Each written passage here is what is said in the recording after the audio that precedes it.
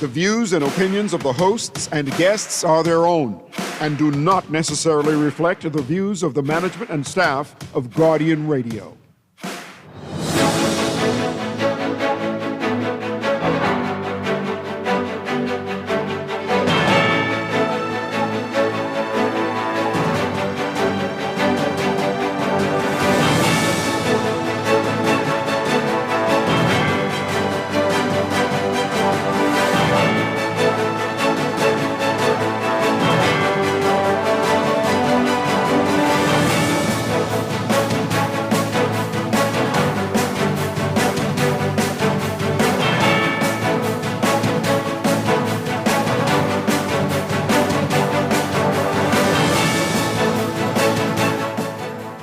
Good morning. Junkanoo's Grand Marshal axed just before the New Year's Day parade. And a cop denies libel charges. That's all straight ahead as Morning Blend begins. Wake up, it's a new day. Wake up, it's a new day. It's the start of a new way. Don't you know that it's the start of the end of the old way. Wake up, it's a new day. Wake up, it's a new day. Good morning again, Bahamas. It is Wednesday, December 31st, 2025. It's New Year's Eve. This is Morning Blend on Guardian Radio 96.9. Again, I'm Chester Robards filling in for Dwight Strachan. In a moment, Deandra Cartwright will be joining me. But first, it's time for the overnight, the latest breaking news from while you're sleeping in the top national and international headlines this morning. Wake up, wake up.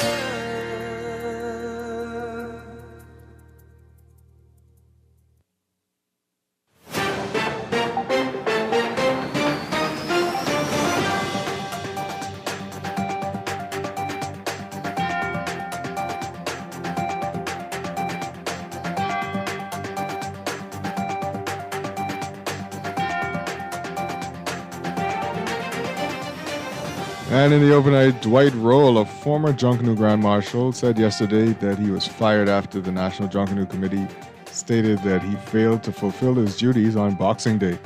At the 2025 Boxing Day parade, significant delays and gaps in between groups led to heavy backlash from fans and spectators who vocalized complaints and left the parade prematurely. According to the National Junkanoo Committee, the role of the Grand Marshal is to ensure that Junkanoo groups across all categories are brought to the gate and onto the route in an efficient manner so that the parade flows smoothly. Roll, who has served as the Grand Marshal for the past 6 parades, said his termination came as a surprise. Roll said yesterday, quote, "I was called in a meeting on Monday with Mr. Douglas Hanna, who is the parade management chairman, and Mr. Calvin Green, who is the deputy. When I got there, they said, 'Mr. Roll, we're not going to allow you to be the Grand Marshal for the New Year's Day parade.' I said, thanks, and he said, 'You're not a team player. We tried to make things work, but because things wasn't working the way you think it's supposed to work, you refuse to do what I tell you to do.' I said, 'I don't believe in team players. I believe in rules and regulations. Rules, regulations, and facts is what I believe in.' The NJC stated that the Boxing Day parade was a penalty parade, not a disqualification parade, meaning that infractions would affect scoring and outcomes.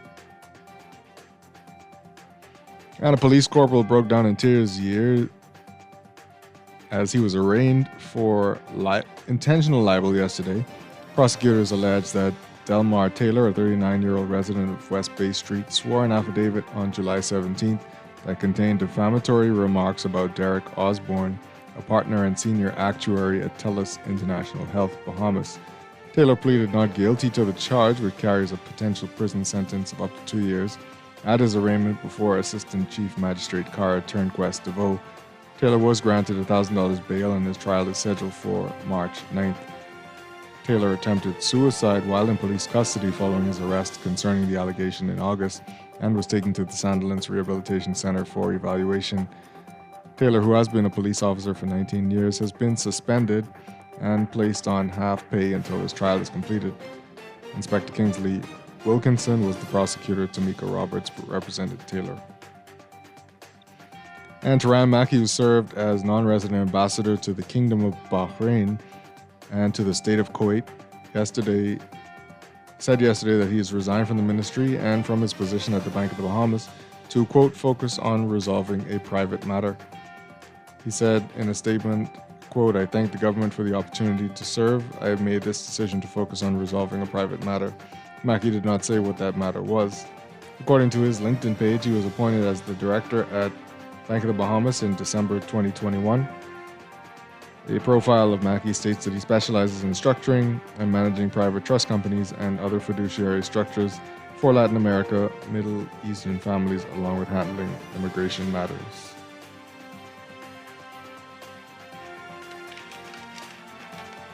Let's look at what's happening internationally now.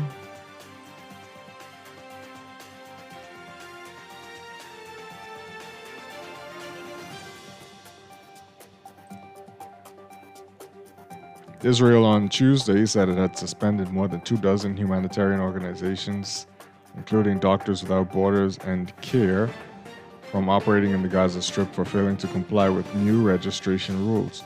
Israel says the rules are aimed at preventing Hamas and other militant groups from infiltrating the aid organizations, but the organizations say the rules are arbitrary and warn that the new ban would harm a civilian population desperately in need of humanitarian aid. Israel has claimed throughout the war that Hamas was siphoning off aid supplies, a charge the UN and aid groups have denied.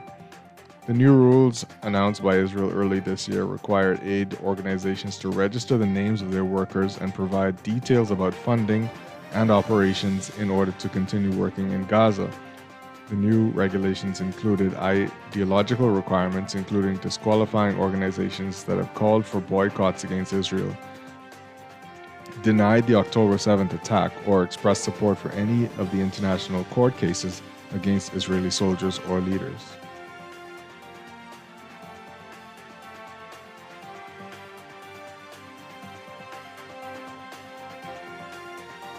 And in New Zealand, Auckland rang in 2026 already with a downtown firework display launched from New Zealand's tallest structure, the Sky Tower, making it the first major city to greet the new year at a celebration dampened by rain. South Pacific countries are the first to bid farewell to 2025. Clocks strike midnight in Auckland, a population of 1.7 million, 18 hours before the famous ball drops in New York's Times Square. The 5-minute display involved 3,500 fireworks launched from various floors of the 240-meter, 787-foot Sky Tower. Smaller community events were cancelled across New Zealand's North Island on Wednesday due to forecasts of rain and possible thunderstorms.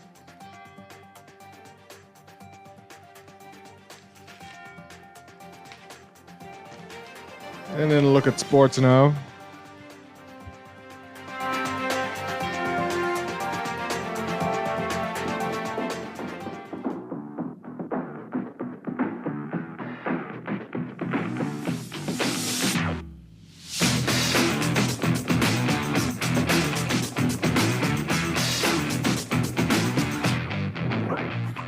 When a 3-member panel was asked to vote on the entries for the Nassau Guardians Team of the Year for 2025, it was charged to consider cohesion, unity, and execution in the pursuit of a desired goal.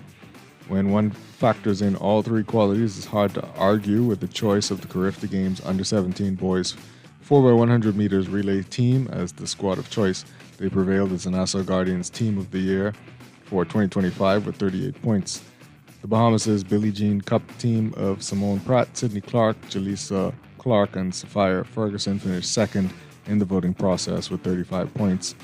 And the Bahamas' Davis Cup team of Denali Nottage, Michael Major Jr., Dante Ambrister, and Kofi Bow were a close third with 34 points. And the Abaconians are in a celebratory mood today after Agape Christian School's junior boys held off D.W. Davis Royals 56-45 in their championship game of the 23rd Providence Basketball Club High School Holiday Classic at the C.I. Gibson Gymnasium on Tuesday night. The Agape Christian Eagles received the perfect gift for the holidays, leaving the annual basketball tournament with a third consecutive junior boys championship trophy. And the Florida National University Conquistadors were no match for Bahamian guard Danica Lightbourne and the Florida International University Panthers, who delivered a 122-30 beating to wrap up their competition in 2025 on Tuesday at the Ocean Bank Convocation Center in Miami, Florida.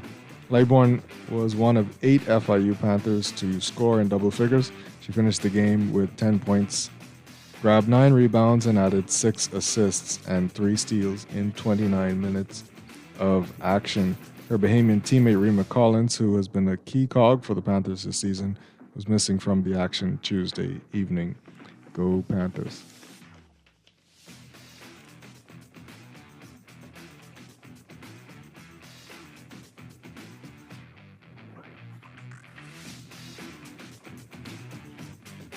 And overseas, the NCAA said Tuesday it would not grant eligibility to any player who had signed an NBA contract after Baylor's midseason edition of a 2023 draft pick who had been playing professionally in Europe prompted criticism from coaches across college basketball.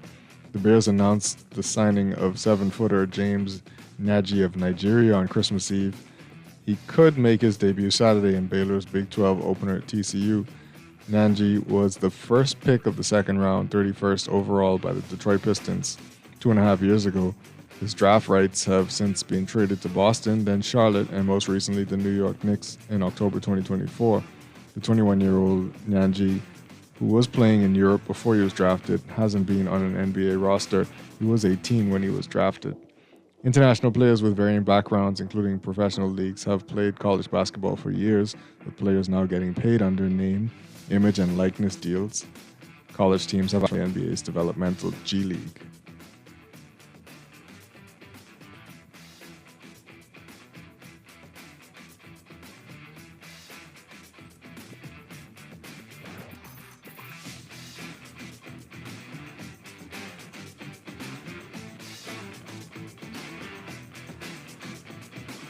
That's sports, and that's the overnight. Time for your first look at today's weather.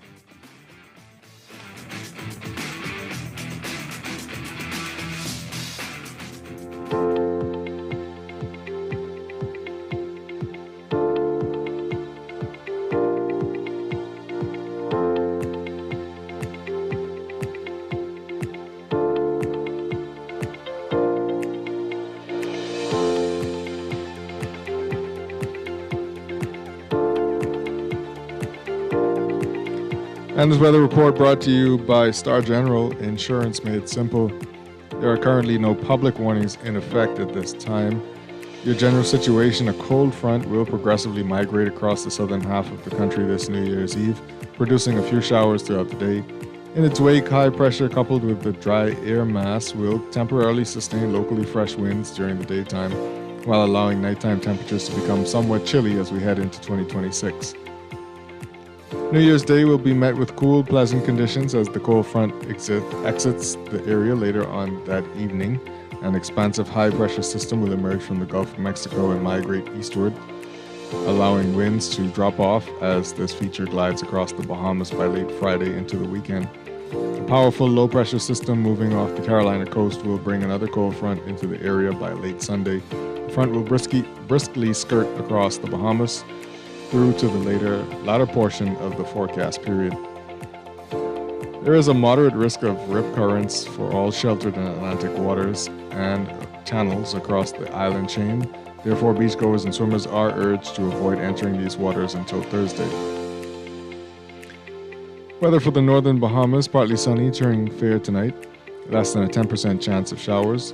Winds northwesterly at 10 to 15 knots. Your high temperature today, 73 degrees Fahrenheit. Your low, 57 degrees Fahrenheit. For the northwest Bahamas, partly sunny, turning fair tonight. Less than 10% chance of showers. Winds northwest to north at 15 knots during the morning hours, decreasing to 10 to 15 knots by the afternoon hours. Your high temperature, 77 degrees Fahrenheit. Your low, 59 degrees Fahrenheit. For the central Bahamas, a mix of sun and clouds today, becoming mostly fair at night, with cloudy conditions possible in the vicinity of the front. A 20% chance of showers for you, mainly in the vicinity of the front. Winds west to northwest at 10 to 15 knots, with higher gusts today, veering northwest to north at 10 to 15 knots tonight. Your high temperature 81 degrees Fahrenheit, your low 64 degrees Fahrenheit. And for the southeast Bahamas, a mix of sun and clouds today, becoming partly cloudy to cloudy tonight. A 10 to 30% chance of showers. Winds westerly at 10 knots or less today, veering northwest at 10 knots tonight. Your high temperature 82 degrees Fahrenheit, your low 68 degrees Fahrenheit. Sunrise was at 6:55 this morning, and the sun will set at 5:30 this evening. We'll have an extended forecast for you later on in this show.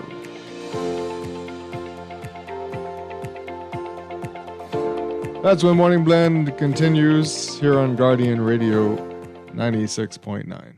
Wake up, it's a new day. Wake up, it's a new day. It's the start of a new way. Don't you know that it's the start of the end of the old way. Wake up, it's a new day.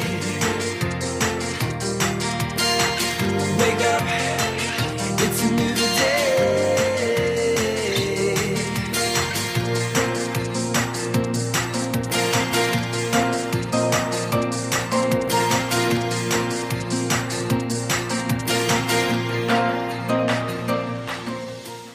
Looking to elevate your gadget game, or are tech troubles simply slowing you down? Escape to a world of innovation at Custom Computers, your go-to store for the latest cutting-edge tech. Whether you need to upgrade your life with the best from Apple and Windows, or your device needs a little TLC, the Custom Computers Know-How Store is the destination for unbeatable expertise and quality repairs. With 2 convenient locations, there's a Custom Computers near you on Patton Street in Palmdale and Caves Village, or call 396-1100. Tired of banks forcing you to use technology to bank the way they want you to? Your convenience is important. So no matter what your banking needs, Commonwealth Bank's friendly staff are always available in branch for that personal one-on-one service. But when you choose technology, our online and mobile banking app offers you state-of-the-art functionality. The choice is yours. Commonwealth Bank. Bank the way you want. Screws and Fasteners World, Balfour Avenue and Palm Beach Street, has those hard-to-find fasteners for you right now. You can find stainless steel regular hex, carriage bolts, galvanized bolts, threaded rods, nails, self-tap screws, sex bolts, anchor bolts, turnbuckles, masonry tools, hand tools, and weed whacker strings. Check out the rope selection and car body fasteners, too. Special orders are welcome. It's your #1 fastener store. Screws and Fasteners World, Balfour Avenue and Palm Beach Streets. Call 326-1976. This Christmas, while we're wrapping gifts, preparing the ham, and celebrating with the people we love, let's also give ourselves a gift that lasts. At CFAL, we believe the best presents aren't found under the tree, they're built over time. A stronger pension, wiser investments, real financial peace. So whether you're just starting out or planning your next chapter, CFAL is here to help. This Christmas, give your future a little love with the help of CFAL. Growing wealth for future generations. Wake up, it's a new day. Wake up, it's a new day. It's the start of a new way. Don't you know that it's the start of the end of the old way. Wake up, it's a new day. Wake up, it's a new day.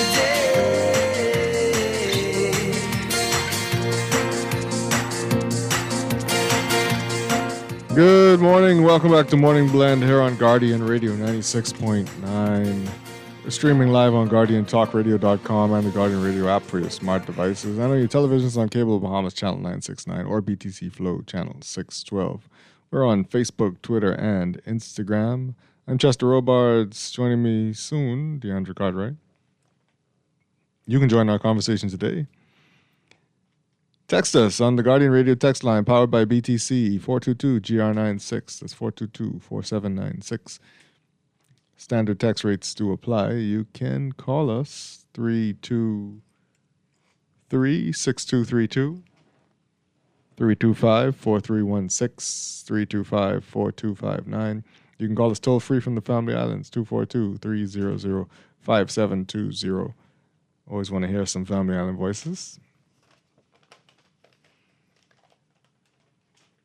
Also coming up this morning, more weather and traffic. We have business news coming up in Morning Blend Business at 9 a.m.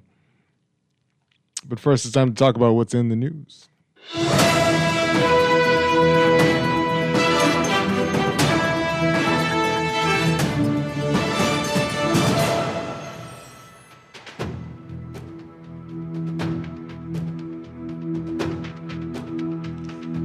And in the news, if you pick up the Nassau Guardian today, a year in review, a bit of an analysis. We should read some of that.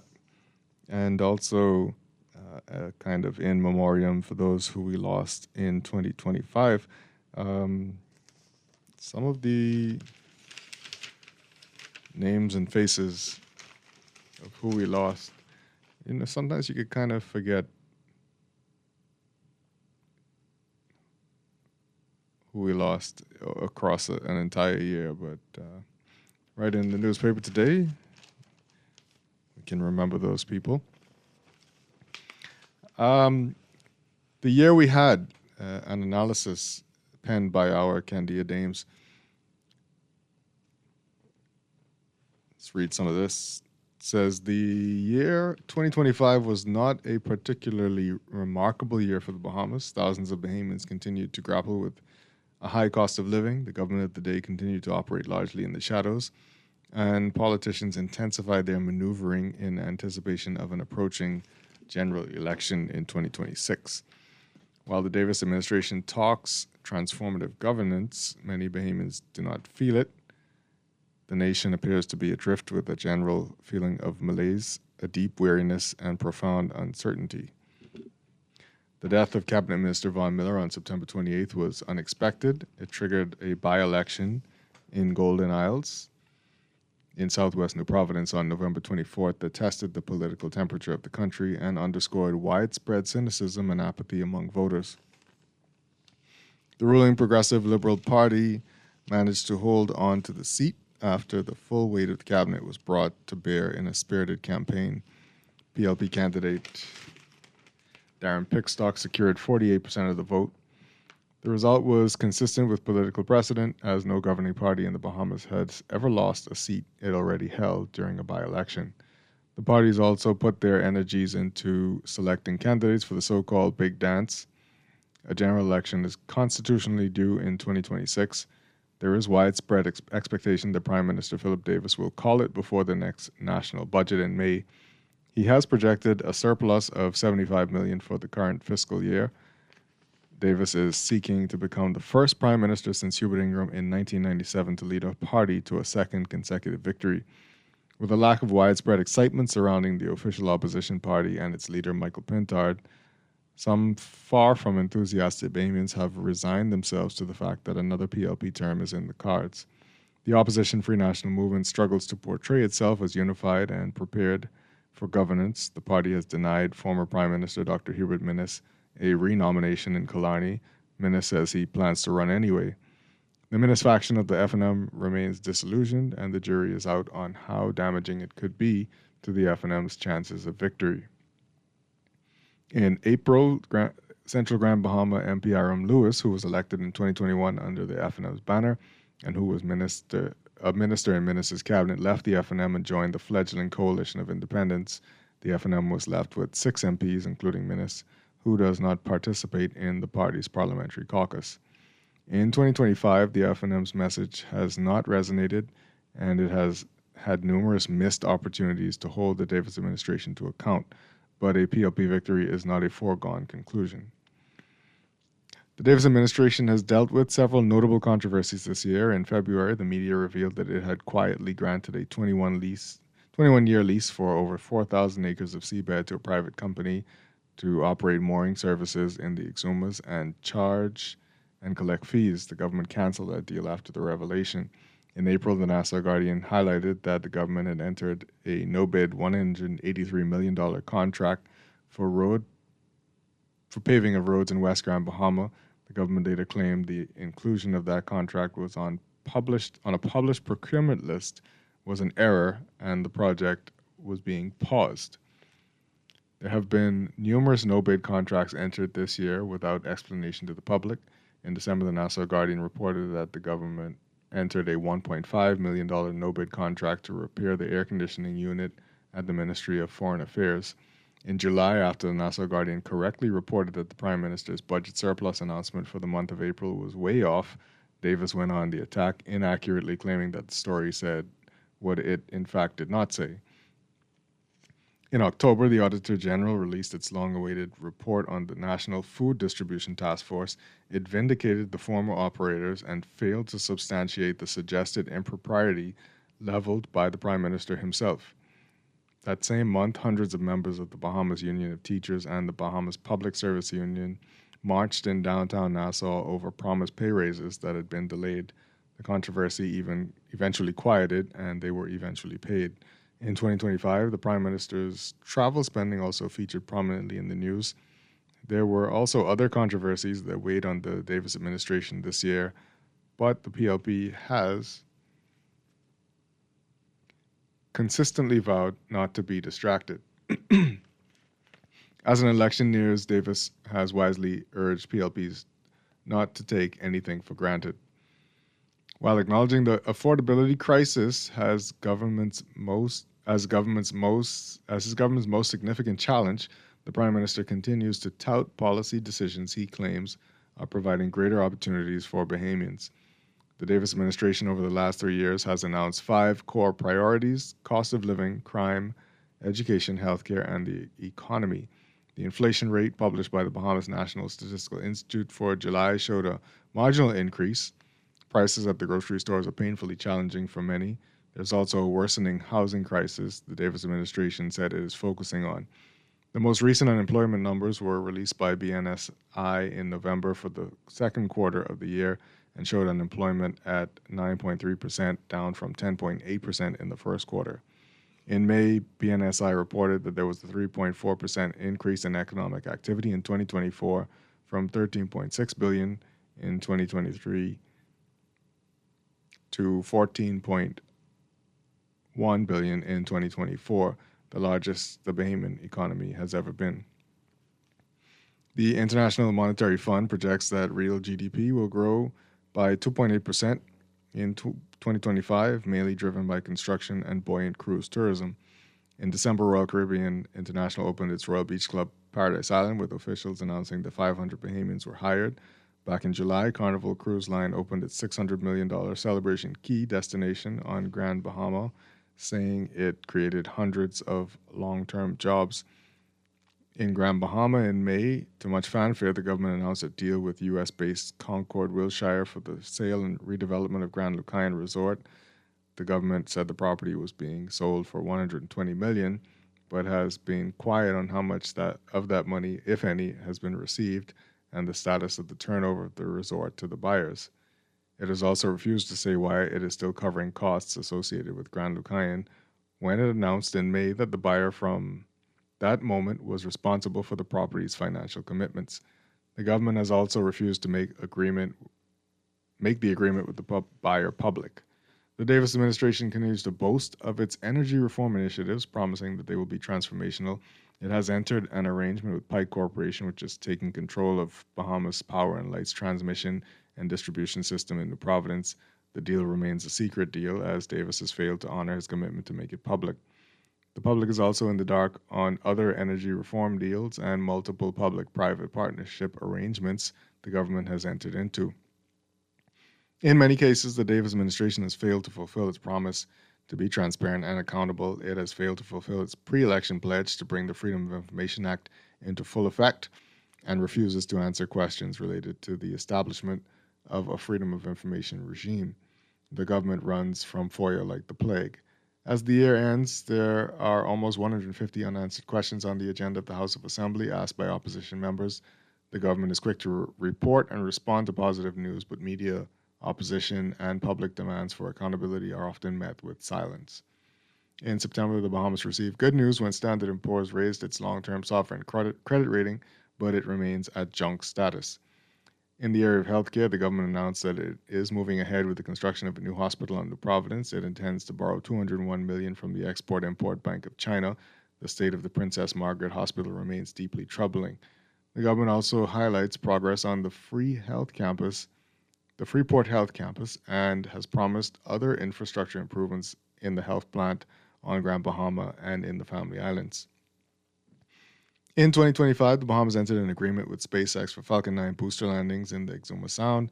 A successful landing took place in February, but some Bahamians have been uneasy about that arrangement. In the area of crime, high levels of violence, particularly in some New Providence communities, continue to shatter the peace, but the year ends with the murder count down 30% from 120 in 2024 to 83 in 2025. The National Security Minister Wayne Munro attributes the decrease to policy initiatives put in place, including beefed up police assets and manpower. In 2025, the Bahamas got its first female commissioner of police, Shanta Knowles, who was sworn in January. The University of the Bahamas got a new president, Dr. Robert J. Blaine III, assumed the presidency on July 1st with a key focus on leading the university to international accreditation, a goal that appears to be within reach with the Southern Association of Colleges and Schools Commission on Colleges approving its candidacy for accreditation early this month. The Bahamas also got a new ambassador, the first since 2011. Herschel Walker arrived in December and has been making the rounds. The election of Donald Trump as U.S. president in 2024 shifted the reality across the globe in 2025. Trade, tariffs, and immigration policies have had impacts locally. The Bahamas was caught in the middle as U.S. officials and Chinese embassy officials swapped words, with U.S. authorities warning the Bahamas not to be subjected to what it called Chinese coercion. The Bahamas suspended its contract with Cuban doctors after U.S. Secretary of State Marco Rubio announced that there will be visa sanctions against governments associated with Cuba's overseas medical missions. CARICOM, meanwhile, has been watching with great concern the increased U.S. security buildup in the Caribbean, and in October reaffirmed the region as a zone of peace. As 2026 dawns, the region will continue to place keen focus on developments in this regard. Domestically, the Davis administration will seek to position itself as worthy of another opportunity to govern the people's affairs. The affordability crisis will likely remain a noose around the government's neck and the necks of Bahamians. The approaching political race will be tough to call, as the Bahamian people will be faced with options many do not find appealing. Many will see the decision as choosing an option that is less bad. We expect the general election to be the major story next year, but we have no crystal ball to peer into the future. That's the year that was. What do you think? All accurate? Any queries from the public on that? You can call us again, 323-6232, 325-4316, 325-4259. Call us from the Family Islands, toll free, 242-300-5720. Of course, you can text us on the BTC text line, 422-GR96. That's 422-4796. One text message coming in so far. Good morning, Chester. A special New Year blessing for you and your family. Same to you. You are my second surprise in 24 hours. Sometime after 4 p.m. yesterday, I turned on the radio and heard Naughty's voice. I was confused. Then they mentioned Boxing Day Junkanoo. More confused. I did not fully orient myself until he said December 30th edition. I thought it was all music all the time till Friday. Now to my pleasant surprise, here you are too. Who else is on today? Well, more surprises for you. Glad you're listening, and a happy New Year to you when it rolls around. And so what do we think? Let's just look at some of the people we lost right up front in 2025. J. Henry Bostwick, of course, Rodney Monker. We mentioned Von Miller in the year in review.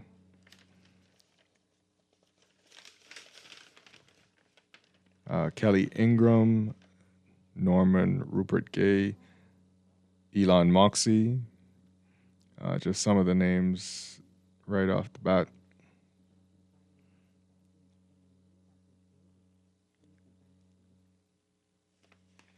So we'll probably take a closer look at that later on. Let's take some of these calls coming in. Yeah, good morning, caller. Welcome to Morning Blend. Hello, good morning. Good morning. I see you looking at this year in review, Yes. and I understand you said something about the government has not been upfront, as it relates to operating with fairness and being upfront with the Bahamian people as to what they're doing. But I'm trying to compare this GDP, this gross domestic product, which is supposed to signal growth and jobs and prosperity. And I'm noticing three countries. I noticed that the U.S. has only grown by 2%, China 4.8%, Turks and Caicos, just these four I want to compare, 5.64%, and the Bahamas 2.2%. Now, I am wondering to what extent is the Bahamas assisting China to have such a large GDP? Follow me? Mm-hmm. Are we in the business of helping other countries to grow and forsaking our own personal growth? What makes you think? What makes you think we move the needle on China's growth? Well, we seem to have a lot of them here doing business only, not really.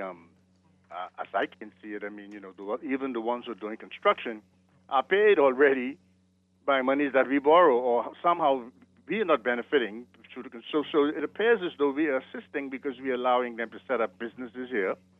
And I'm sure if someone has a business in your country, the profit that they make may be going somewhere else. So that's why I'm saying we seem to be assisting other countries to develop instead of developing ourselves. And that might be the reason why we have so much secrecy in government. Mm. Okay? Interesting. So government is definitely operating in the shadow when it comes to economic growth, productivity, and our living standard because they are not being upfront with how many people they are assisting to do better than us. Right. You have a nice day. You have a good day as well. I hear you saying in the background of your thoughts, imagine if we gave Bahamians more opportunities and uplifted more Bahamians. That's what I hear you saying in the background of your words. Let's take this next call. Good morning, caller. Welcome to Morning Blend. Good morning, Chester. How you doing, man? I'm good. How you doing? I'm doing great. Hey, Chester, with that article you read just now with Candia Danes, right? Yes. How come in that article, right? I heard about the Bahamian people with Brave Fish with the Bahamian people, right? Hello? Yes. Yeah. But Brave Davis, he said that he's a Haitian and he'll always be a Haitian, and his Haitian people is who we take in care of. Why in that article it doesn't? Okay, I don't know what you're talking about. Anybody else calling with something to say? I don't know what you're talking about.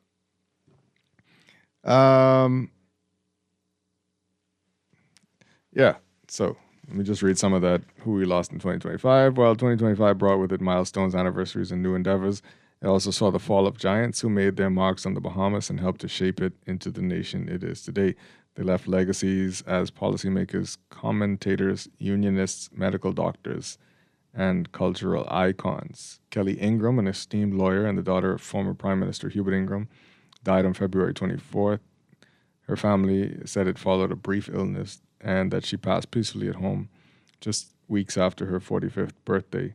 Though she never followed in her father's footsteps to enter frontline politics, Kelly Ingram was remembered by Free National Movement leader Michael Pintard as a shining star in her field with limitless potential. He said, quote, "The Bahamas has lost a brilliant and dedicated professional and a loyal friend to many." Her funeral, held at Christchurch Cathedral, was attended by Governor General Dame Cynthia Pratt, Prime Minister Philip Brave Davis, and a host of other cabinet ministers and government officials. On March 28th, Elon Moxie, a renowned Bahamian musician, died at 75. He left behind a decades-long legacy responsible for creating music that became a soundtrack for the lives and memories of people across the country. Fred Munnings Jr., a musician and entrepreneur whose father owned the famous Cat and Fiddle nightclub in Nassau, described Moxie as multi-talented and authentic, who helped to popularize Reagan's great music.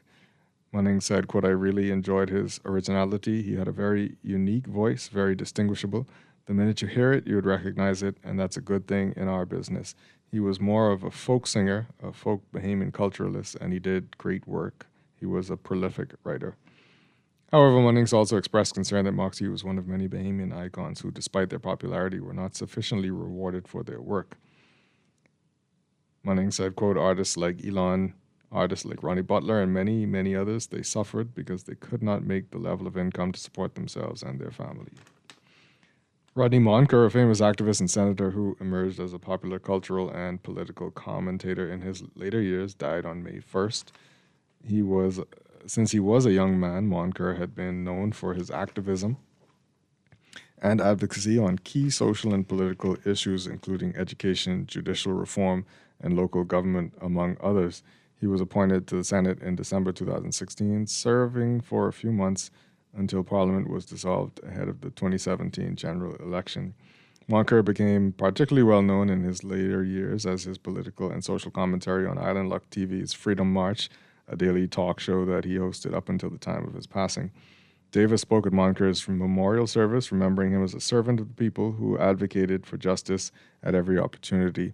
Davis said, quote, "He was flawed, complicated, and at times controversial, but he was real. In an age of political polish and rehearsed lines, Rodney gave us something rare. He gave us himself." I want to tell you about one of the last conversations I had with him. It was just a few days before he passed. We spoke as we often did, with honesty. He was tired, he was hurting, but he was still talking about the country, still worried about the people, still hopeful that things could get better. That's the kind of heart he had. Former Senate President and distinguished attorney J. Henry Bostwick died on May 3rd at 86. He was a prominent figure in Bahamian politics for decades, having led the defunct third party, Bahamas Democratic Party, which splintered from the FNM before merging with it again. Bostwick served as MP from Montague and as leader of the official opposition in Parliament from 1976 to 1979, and again briefly in 1981. He also served as president of the Senate from 1992 to 2002. Ingram, who led the FNM during Bostwick's time with the party, described him as a brilliant legal mind. Henry was short in stature, with a huge personality, always with a smile and a laugh, always with a story, always resourceful, and always happy to share relevant, helpful advice and guidance, Ingram says. Bostwick was also the husband of Dame Janet Bostwick, the first woman elected to the Bahamas Parliament, and a former Attorney General. Dr. Norman Gay, a former cabinet minister, died on September 20th. He was 84. Gay served under the leadership of former Prime Minister Lyndon Pindling. He was elected as Baintown MP in 1973 after Sir Milo Butler demitted office to become Governor General. He served as Minister of Health from 1984 to 1990, as Minister of Sports from 1990 to 1992. Gay was remembered as a pioneer who served the public as both a medical doctor and as a legislator. However, Fort Charlotte MP Alfred Sears said that in his last years, despite his many contributions to the Bahamas, he was neglected. He said, quote, "I saw Dr. Gay in a condition that no person who has given public service to the Commonwealth of the Bahamas, who had given up professional opportunities to serve his community and his country, that no one who had given so much should have to exist in," Sears said in the House of Assembly. "And I would hope that we put the kinds of support in place so that warriors who serve would have a dignified senior post-politics life, so that in the eventuality of sickness, whatever it is, we know that this person served us well, served us with integrity, and would have a final period of dignity." Vaughn Miller, 64, was the sitting MP and cabinet minister when he died suddenly on September 28th. He'd been serving as the Minister of the Environment and Natural Resources and MP for Golden Isles. Prior to his entry into frontline politics, Miller was a pastor and veteran broadcaster and he was fondly remembered for his convictions, faith, and community activism. Speaking at his funeral, Davis said Miller was a man of calm conviction, defined by his integrity and humility, and grounded in principle.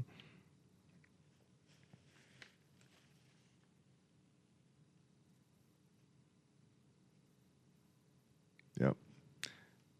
And yesterday, the PLP announced the death of former Acklands and Crooked Island MP Dr. Franklin Walken, who was also the owner of an air ambulance company. Davis said Walken lived a life of service, who served the PLP with loyalty and conviction. So those are some of the figures lost in 2025.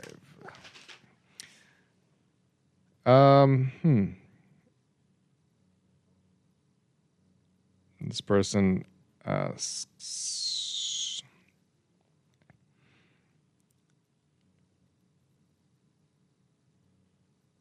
okay. Did Candia mention the, as they quote, asylum bill? Well, it's not an asylum bill. And they go on to say, I see that temporary protected status will expire in February for 350,000 Haitian nationals who have no legal status in the U.S. What impact will that new law have on us? We are talking about potentially over 100,000 to 300,000 Haitians being forced out of the U.S., almost the size of our current population. This is a national security issue. Where is Brave Davis, and who is the current PM? Okay. Interesting questions there.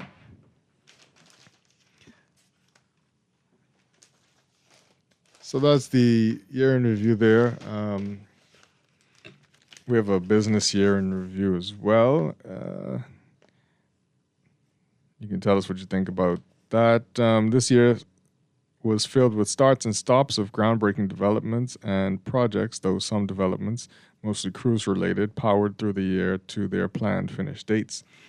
Of course, other projects we will look forward to in future years broke ground, while others went through their governmental processes to deliver everything they hope will contribute to this country's economic future.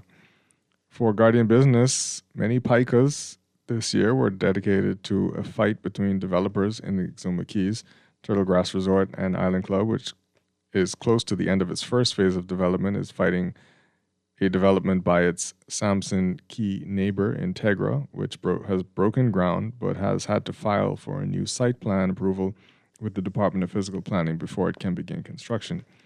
Turtle Grass has contended that Integra's plan to dredge an area of the North Bay to build a back-of-house dock will be detrimental to turtle grass and destroy an area that is a pristine sea life nursery and seagrass habitat. Integra said it has amended its plan in order to remain at peace with its neighbor. With a new site plan approval hearing scheduled, Exumians will know the future of these two developments sometime in 2026.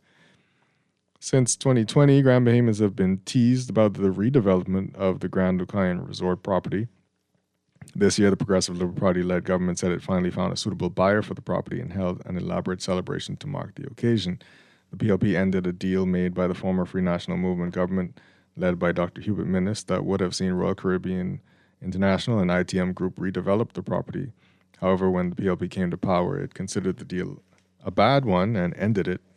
Now, with 5 months or so before the one-year anniversary of the celebration of the sale of the Grand Lucayan, more questions remain on the sale and redevelopment than answers and actions. As anniversaries go, January will mark 1 year of U.S. President Donald Trump's second time in office. Economies across the world held their breath as Trump set his sights on a protectionist agenda that saw the U.S. impose tariffs on countries across the world, including the Bahamas. Economists declare that countries are yet to feel the fallout of the tariff changes. Trump's policies also attacked the Chinese shipbuilding industry. The U.S. president wants more shipbuilding to remain in the U.S. and sought to charge shipping companies with Chinese-built ships exorbitant extra fees to come into U.S. ports. For the Bahamas and the Caribbean, this change would have meant inflation rates that could tank economies. The United States Trade Representative decided to stand down on that issue for now. The ships that continued their sailings to the Bahamas with gusto were cruise ships. The government has decided that fees from private cruise ports and cruise ships will support growth in government revenue for the next 5 years. Two of the large cruise lines opened new attractions in the country this year. Carnival Cruise Line opened Celebration Key in July and has already celebrated its 1 millionth customer. This month, RCI opened the Royal Beach Club on Paradise Island, which Bahamians will be able to invest in during the first quarter of 2026. One maritime sector that did not have the best year was the one that supports pleasure, craft, yachts, and recreational boaters. The government made changes to the yachting industry that caused a 40% decline in the numbers of boats coming to the Bahamas, and marine occupancies across the country fell this month. The government has now pledged to take another look at those changes in order to fix what has been done. This year, a Falcon 9 rocket booster landing in Bahamian waters was conducted by world-renowned space exploration company SpaceX. The company chose the Bahamas as the country most suitable to land reusable rocket boosters in order for the company to expand its trajectory options. However, after parts of a rocket from another SpaceX's programs landed in Bahamian waters following a failed test launch, the Bahamas put further Falcon 9 rocket booster landings on hold pending environmental studies. The company had hoped to launch and land up to 20 rockets in the Bahamas this year, but those plans remain on pause. The government restarted the liquefied natural gas deal with F&M government. The F&M government began with Shell North America and finally closed a deal to begin to import LNG into the country for power production. That deal was closed between Shell and Focol and its subsidiaries. This new deal with Shell will mean that LNG will be available in the country for power production in the near future, lowering costs for consumers. In addition, Bahamas Power and Light entered into agreements with independent power producers that will provide power via solar power plants on New Providence and solar and LNG-powered engine hybrid systems on some of the family islands. As the Bahamas enters 2026, the second quarter of this century, it gets to look forward to future developments that will move the economic needle in the country. Nassau Airport Development Company is hoping to finally build an airport hotel and commercial complex. Ritz-Carlton Reserve broke ground on Eleuthera earlier this year. Bahamar will break ground in the first quarter of 2026 on its newest hotel that will be built on the former site of the Malia Hotel. With all this construction afoot, though, Bahamian contractors remain hopeful that the government will finally appoint a contractors board, called for by law, so that contractors can finally become licensed. So, just some things that were 2025, as during this New Year's Eve we go into 2026. Hopeful, maybe. Maybe a little, I don't know, hesitant that things will turn out the way that we hope. Let us know on the other side of the news. We can take a break and go into the 8 o'clock news. This is Guardian Radio 96.9 FM, streaming on GuardianTalkRadio.com and the Guardian Radio app, Nassau, Bahamas. Mommy, are you writing to Santa too? You have Santa. I have CIBC Caribbean. CIBC has sweetened the season, so you can bring your holiday dreams to life and wrap a new home or land with incredible cashback deals. Plus, your approved loan gives you a chance to win up to US $5,000. Apply now at www.cibccaribbean.com/sweeten the season. Terms and conditions apply.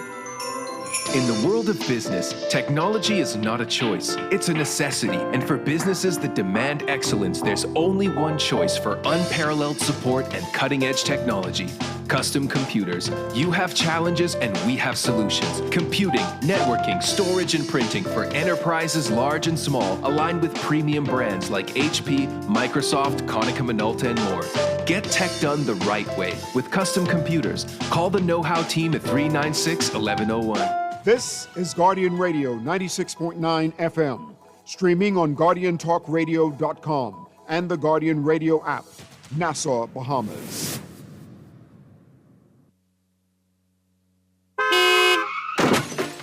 No one likes a fender bender. Oh, man. From a little scratch to a full mashup, NUA Insurance has got you covered with auto insurance tailored to fit your needs and budget. For affordable rates with free on-site accident assistance, Visit us online or in branch and just ask us. NUA Insurance. Ask us because we've got you covered.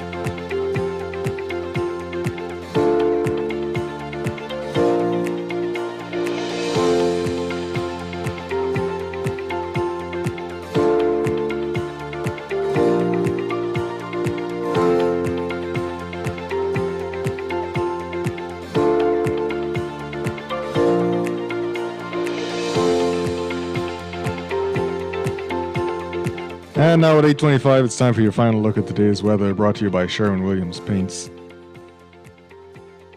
There are currently no public warnings in effect at this time. Your general situation: a cold front will progressively migrate across the southern half of the country this New Year's Eve, producing a few showers throughout the day. In its wake, high pressure coupled with a dry air mass will temporarily sustain locally fresh winds during the daytime, while allowing nighttime temperatures to become somewhat chilly as we head into 2026.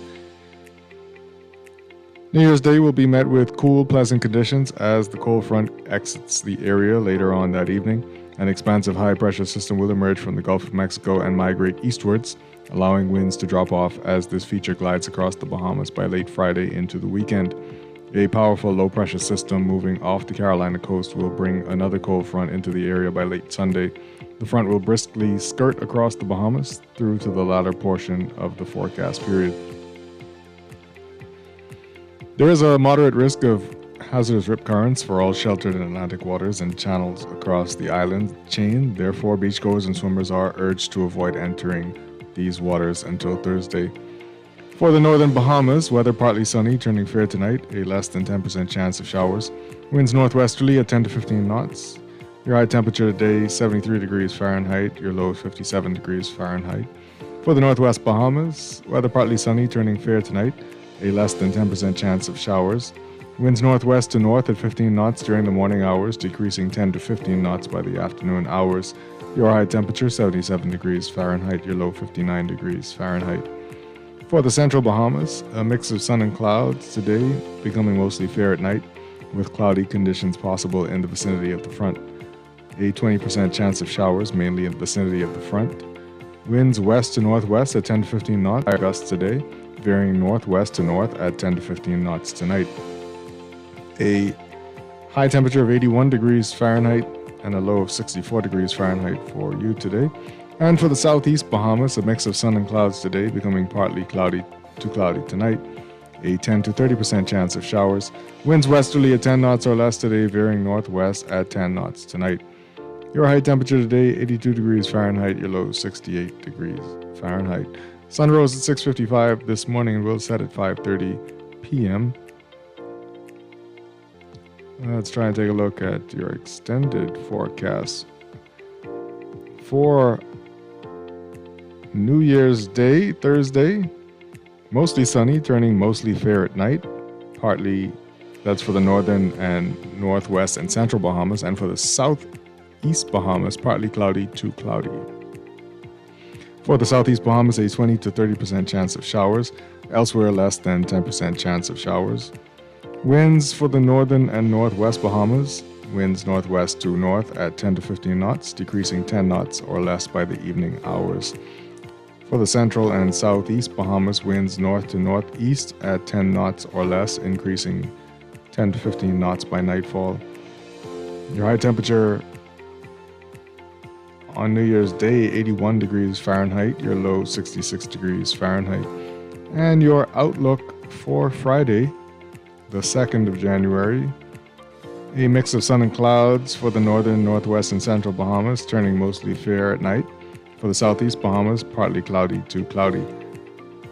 For the southeast Bahamas, a 10 to 20% chance of showers, and elsewhere, a less than 10% chance of showers.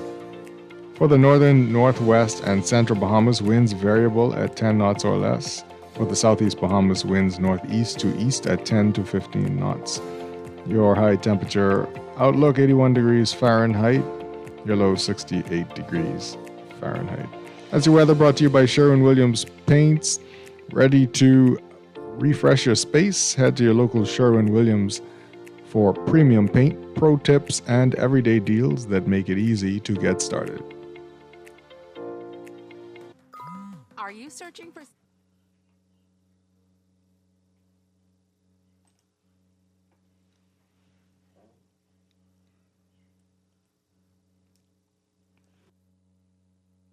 dynamic group of...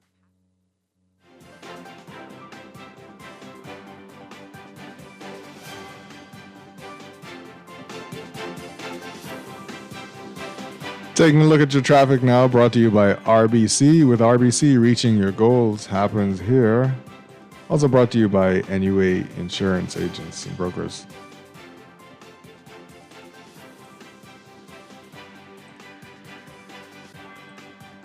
And looking over at Samalabadla Highway now, some traffic starting to build up there.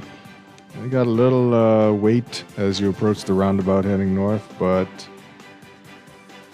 not as bad as it could be. Lassen Road, some traffic just as you get over the hill towards JFK Drive. Nothing seems to be quite backed up on JFK except closer to Fire Trail Road where there seems to be some traffic. As we look at the intersection with Carmichael Road and Blue Hill Road now, traffic building up there. You got pretty thick line of traffic as you come off of Carmichael Road onto Blue Hill Road, but it's moving and flowing slowly as you approach the roundabout there by the Big Chicken. Traffic on East Street building up, but seems to be moving.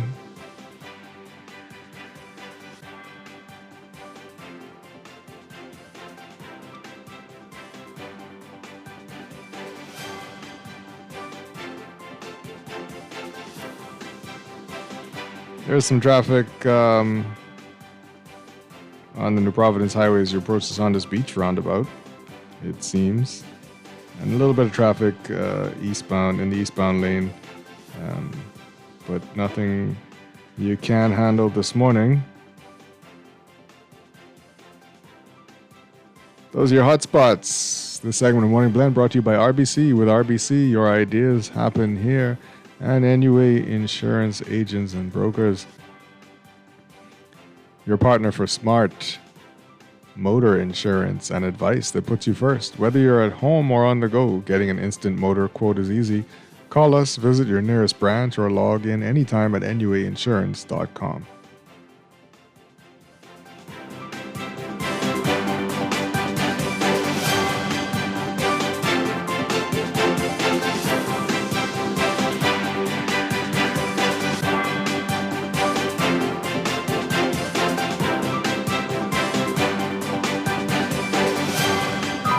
Are you searching for something new? Something exciting? Your dream job in paradise? Well, look no further. Royal Beach Club Paradise Island is hiring. Join a dynamic group of passionate hospitality professionals, craft unforgettable moments, and thrive in a vibrant, welcoming atmosphere. Play your part in shaping the future of our team while growing your own career every day. Bring your energy, your passion, and your creativity to a workplace that's as dynamic and fun as you are. At Royal Beach Club Paradise Island, the opportunities don't just exist. They're limitless. So are you ready to find your perfect fit? Visit Royal Beach Club at paradiseisland.com/career today and step into a world of exciting possibilities. At Cleveland Clinic, care is everything. So when your primary purpose is to care for the world, You'd start with your community until you're accessible anywhere. You make complexities your specialties and put compassion before anything else. All to redefine what's possible. For everyone, everywhere. For every care in the world. Cleveland Clinic. As an athlete, I've learned that success isn't built on extras. It's built on the essentials. Strength, discipline, smart choices. That's why I'm proud to partner with Bahama Health to introduce Essential 300, a comprehensive health insurance plan that's all about covering what truly matters. Essential 300 is Bahama Health's most affordable major medical plan for groups and individuals. It offers access to a specialized network of care with essential benefits like preventative services, because real strength starts with staying healthy. You may not be training for a race, but everyone deserves strong and affordable coverage with Essential 300. With Bahama Health, you can feel good about your health plan and protect what truly matters, your health. For more information, call 396-1350 or visit www.bahamahealth.com. Tis the season for dreams to come true. There's Santa for the kids and CIBC Caribbean for you. Whether it's a house, land, vehicle, or upgrading your home, CIBC Caribbean can support your dreams with the financing you need. Enjoy incredible cashback deals with mortgages and land loans. Plus, your approved loan gives you a chance to win up to US $5,000. Apply now at www.cibccaribbean.com/sweeten-the-season. Terms and conditions apply. Don't shop at Sherwin-Williams then. Don't get the best service in the Bahamas then. The love is really, really strong in Sherwin-Williams. We don't just sell paint. We service you with a smile, good hearts, mind, soul, and body. And we love our customers as much as we love ourselves. Yes, real talk. I'm not just saying this Real talk. to impress myself. We love to go beyond with customer service. So they feel delighted to come in Sherwin-Williams because they know I can either see Dee Dee, or I can see Shelly, or one of our other wonderful staff members. We treat our customers with the respect of our boss because there are many paint companies they could choose to go to. No, baby. If they go to some other paint companies, so I'm gonna get this little thing at the end of the week. We want to make sure you get that little ting, Shelley. Come visit Shelley and Dee Dee at Sherwin-Williams Bahamas, and you'll surely find colour in every day. No one likes a fender bender. Oh, man. From a little scratch to a full mashup, NUA Insurance has got you covered with auto insurance tailored to fit your needs and budget. For affordable rates with free on-site accident assistance, visit us online or in branch and just ask us. NUA Insurance. Ask us because we've got you covered.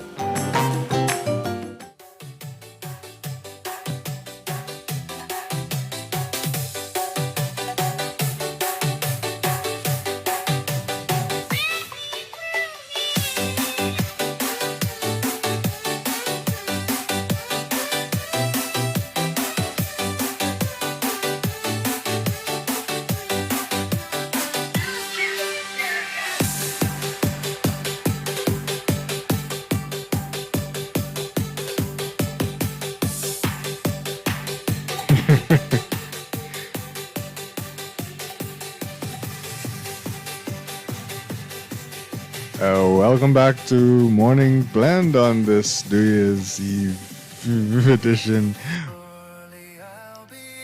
What version of Old Lang Syne was that? The techno version, Justin. We're doing techno on New Year's Eve. Was that the beginning of this part? No? Sounds like something my daughter asks Alexa to play all the time. Oh, that's what I'm saying. It's like the energy was, you're just not feeling the energy. You're just not feeling the energy. Listen. She'd be like, Alexa, play Old Lang Syne. You know which one. Yes. But listen, by the time she finished dancing to that, she tired out. That's enough time coming out. Yeah, right? That don't tire her, trust me. Oh, gosh. Oh, Arabelle, you little ball of energy.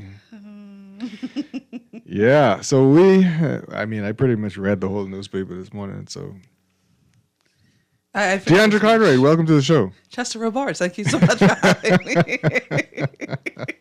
Listen, gosh, I had all intents and purposes of being here from 7, and then my alarm was like, it's New Year's Eve. You usually don't go on the radio. Like, what are you doing? Yeah, exactly. And not right. And I was like, no, what's going on? So I'm there getting ready.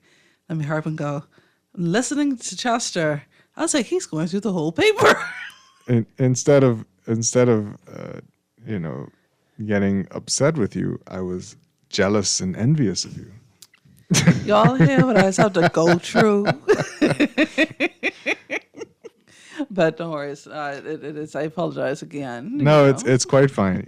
I appreciate you for being here on New Year's Eve. Listen, to keep my company. Well, I just you gotta have some. You have to have company.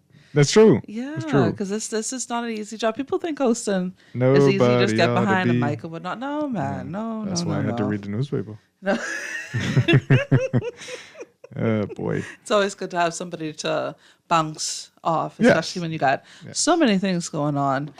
I just want to take this opportunity to say best wishes to all the groups them going out tonight on B. Oh boy. Mm-hmm. You were having a long conversation with Kermit. Listen, lots of things. You know what?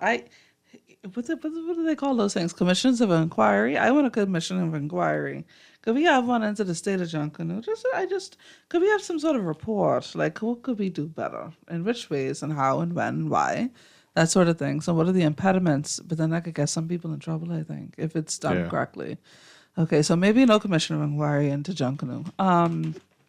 But for real, on a serious note, I want to say good luck, best wishes. I don't know if you're not supposed to say good luck, so best wishes to all of the Junkanoo groups. I think don't do that. For acting, I think, just right? Just for acting. Yeah, and you don't still want them to do that. Yeah. But all the A groups, B groups, the fun groups and thing, y'all. Best wishes. I ain't gonna be there this time. Y'all only had to deal with me for Boxing Day. I go into church and I get an old. I don't have no strength after. No? No, man. To say go and bathe for a couple more hours. No. Boy. I just have to take naps. I wanted to go on a Boxing Day night, but. Oh, so you trying to go there tonight? No. No,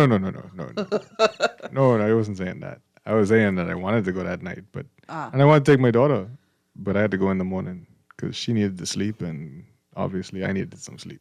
Yeah, well, this is true. I mean, they were still lapping on Shirley, in right? The morning, so you were good. Right. I almost had a similar situation with my nephew, who was my partner in crime this year for Junkanoo, because my baby sister decided that she's going home to Long Island. I was like, you ain't no real Valley girl, because you know what you was committed to do with I'm being on Bay Street. But anyway, yes, good morning, baby sister. And I was like, maybe we could just go in the morning. We could just let's go catch a 5. We just catch a nap. And then I was like, no, if I go do that, we ain't going to Junkanoo. And he was so excited. And I was excited too. But I realized the older I get, I need more sleep. Yeah. I just need more sleep. I feel like somebody asked me that a couple days ago. I was like, why don't you communicate first thing in the morning? I'm still booting up. Exactly. I'm still booting up. Please don't talk to me before the coffee. The only exceptions are morning blend, because I ain't got my coffee yet, and then this has perked me up because I ain't got no coffee yet either. So me and you in the same boat. Listen. I dreaming of it after. Same boat. Dreaming after.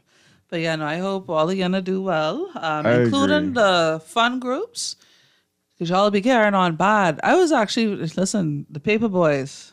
I don't know who all is the Paper Boys, but when I tell y'all is inspire me. Every time I see y'all going down Bay Street, I was like, well, y'all just find energy, and y'all don't care. I love that. I really do love that. They just be walking out. It's to the point, right? Because you get points where you have to satisfy something. You got to try to dress up or whatnot. They literally, it's just paste the newspaper on their clothes. Yeah. That's what's up. But not the whole clothes. So you put it at the I got jeans. you. Yeah. Oh, and not just a qualify in some Right. cases. Some of them coming out like with a vest with it Yeah, on yeah. or whatnot, but it's like never a full costume. Mm. But this year they actually behaved because last year they had a full on bar going on in the middle Okay. of Parliament. I was like, so Do why? they do both parades? I don't know. I try to remember. Paper I Boys think- come out both times? Yeah. Listen, because I think I'm going to rush with Paper Boys next no, but I next really year. think so. And then they It's have almost a next nice year. slow pace or whatnot. Yeah, They didn't yeah. have the bar this year. I was just looking. I mean, it's only fitting that I rush with Paper Boys, right? But I don't know their origin, but yes, it would be fitting because they're the only ones who and come out there. I'm with the- only basing my costume with my section. I love that. That makes sense. I love that. Yeah. Now, who I wanted to see, but I don't think they come out every year, and I need to find their proper title. But did you know that there's a group, an actual Junkanoo group of persons with disabilities? I did not know that. Yeah, so there's a group. Were they out there? Not this year. Oh, okay. I think it takes like a lot for them to come together and also Right. to have the support to do it. So they need support. Yeah. All right. Yeah, I think so. Because it's again, you need persons to physically Right. move them in certain cases. But they actually opened it a couple of years ago. They were the first fun group Right. on Bay Okay. or whatnot. And I was like, I was hoping to see them this year, but again, it's a lot of work, and then also the timing of it as well. Yeah. So That'd be cool to rush with them too. yeah, just to help them along and whatnot Right. too. And then also, I remember. So if we don't get our deal done, Yeah, with our and we big can- we off can the help one- we shoulders, can help one and we can help one of them, right? Yeah, I think so. Like we'll help the persons with disabilities, their group. If not, we could go with the paper boy. Like you Yeah. qualify as a newspaper person. I am just a radio. But you know what? I could write an opinion piece. Because I don't think they actually have. I don't know who all is in the group You could because I take believe. you could take all the Guardian Radio ad That's clippings what I was saying. And then do it on the and bottom. paste with those. Because I could swear and maybe I don't know if Belinda, if you're listening to us this morning, but she rushed with them last year. I think it was. yeah? I was like, that looked like Belinda. I was like, oh no, wait, I think it is. I asked Belinda. I said, Belinda, you was on Bay Street because you couldn't tell it was her. Oh. She had a hat on and everything Okay. and whatnot, right? I was like, Go on with your bad self. Belinda Wilson in the middle of Bay Street. All right. Listen, Junkanoo for everybody, you know. For everybody. For everyone. So but so we can start with we can try to get off the shoulder with the big group, and if that don't work out, we can Oh no! start I to already, move. I was already told that they want me with the girls' STEM side. Okay, do okay. choreograph You know, things. let's do this. No, but I feel like the off the shoulder thing might be the best way. Yeah. I know because, you ever see how high them legs is be flying? I don't know if I think I could, but it could take some practice. Oh, we didn't know what the theme yet is, so then we got It don't matter what the theme is. Whatever theme it is, legs going flying in the air. The most rest you get is when they do the and all of the groups do this, where they plant their feet on the ground Mhm. and they do this little roll thing. Right. I was You like, got that. y'all just trying to stretch yourself out right there Yeah, yeah, before yeah. you start again. My gosh. That's smart though. Yeah, no. We got this text message. So before Oh, it's the, called the group is called the Chosen Ones. Oh, okay, nice, Yeah. cool. So before the break, we were talking about the year that was. I read some articles, even paying homage to those who passed in 2025.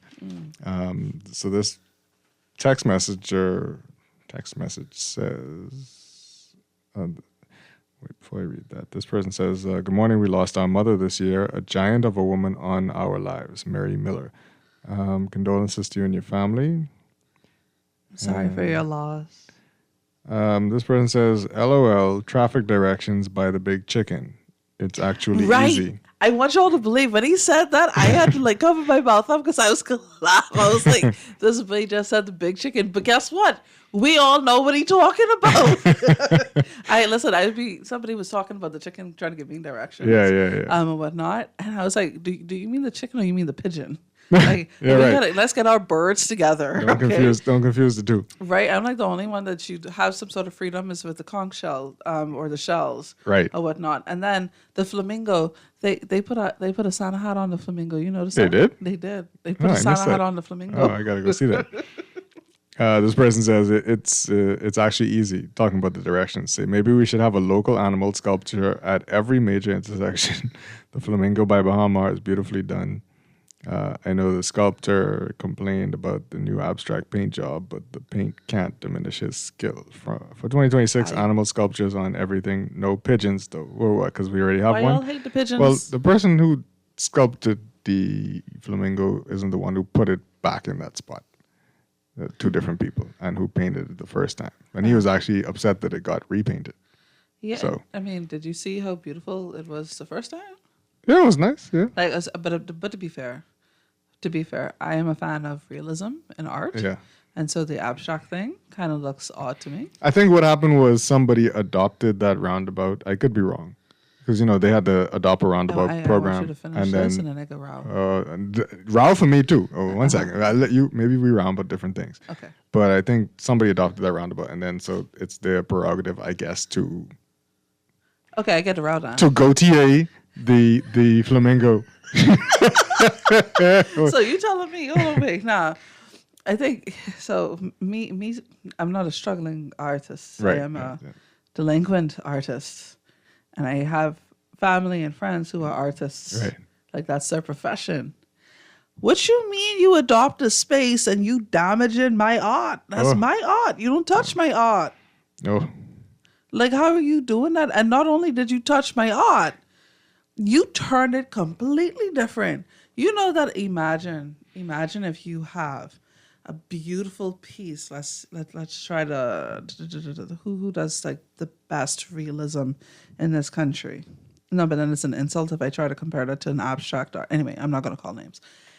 That you change the actual genre of my work and you change the styling of my work because you say you adopted it. But now my question would be, did you ask the original person? Could you just touch up? Well, could you fix she up?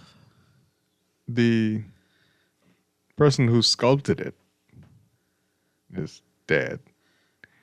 It's about the integrity of the piece. The person who brought it back to life and repainted it and put it there is alive. But it was the abstract with that second person? The question is, does it belong to him? Oh. Like, does he own it? And I don't think he does. Oh. It was like a gift, I guess. I mean, it's a public piece, just like the other roundabout. I don't think anybody like owns it. Oh my so goodness. At the moment, it's a blank canvas. But that goes in line with how we, our people, especially those in power, don't understand the difference between restoration and renovation. Right. Because that's not a restoration. That was a renovation of the flamingo or the chicken, or whichever. Right. Bird The person who was. put it there restored it. No, that's you renovated it. Restore means you put the original state. So you paint it. It was in a yard in pieces, and he restored it. So you restored the structure of it. Yeah. And then you renovated the outside. You said feathers. Yeah. So it's a blended job. Yeah.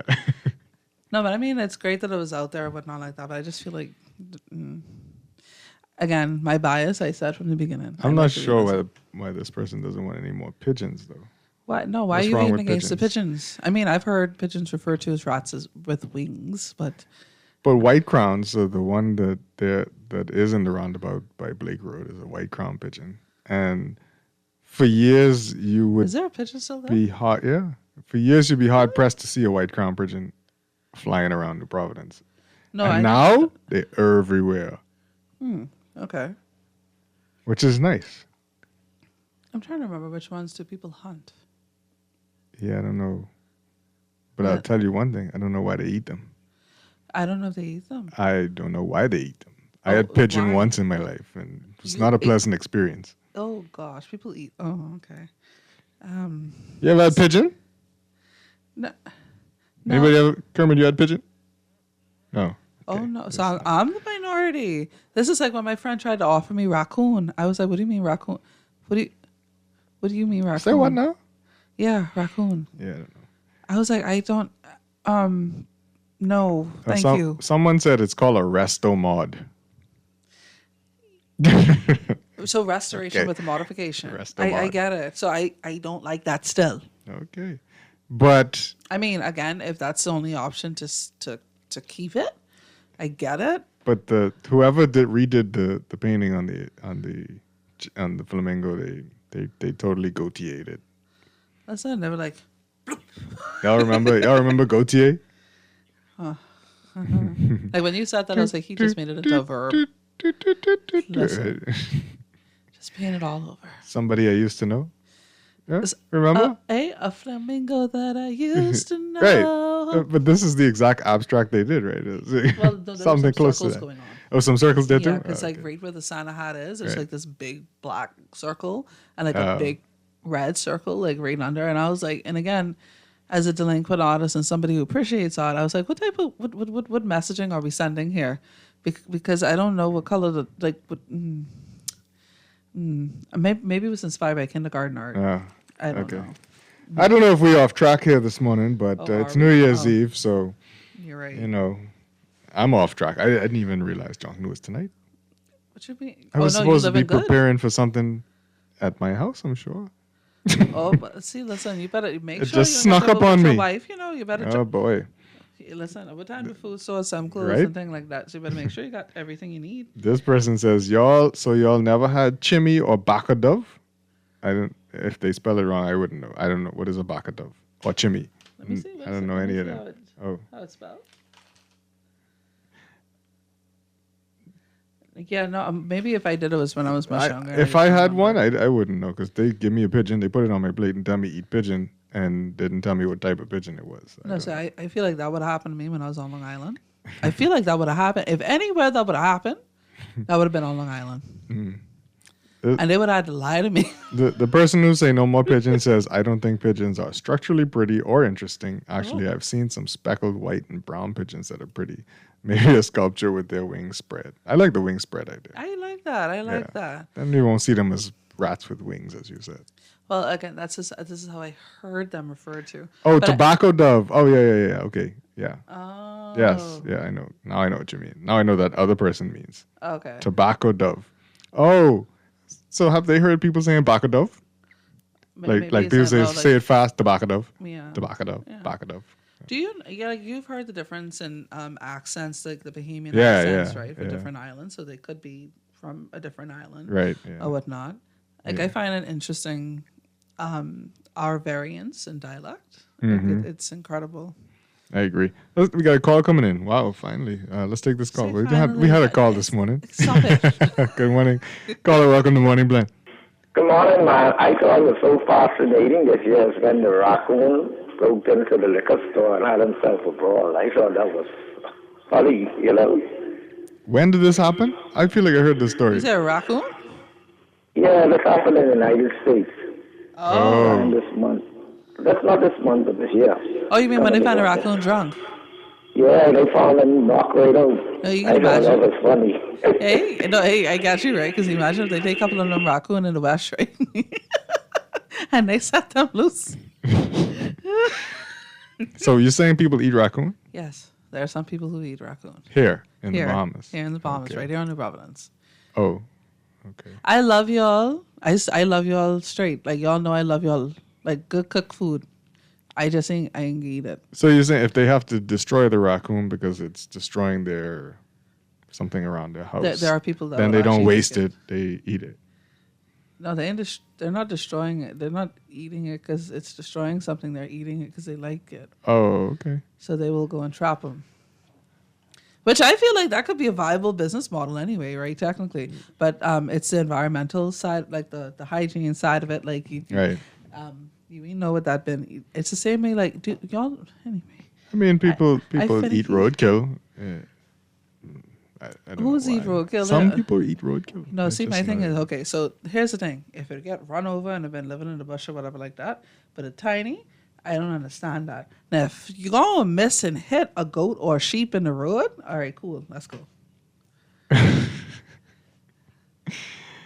You know, the first time I saw a wild hog was in Long Island, and it was dead on the side of the road, crushed.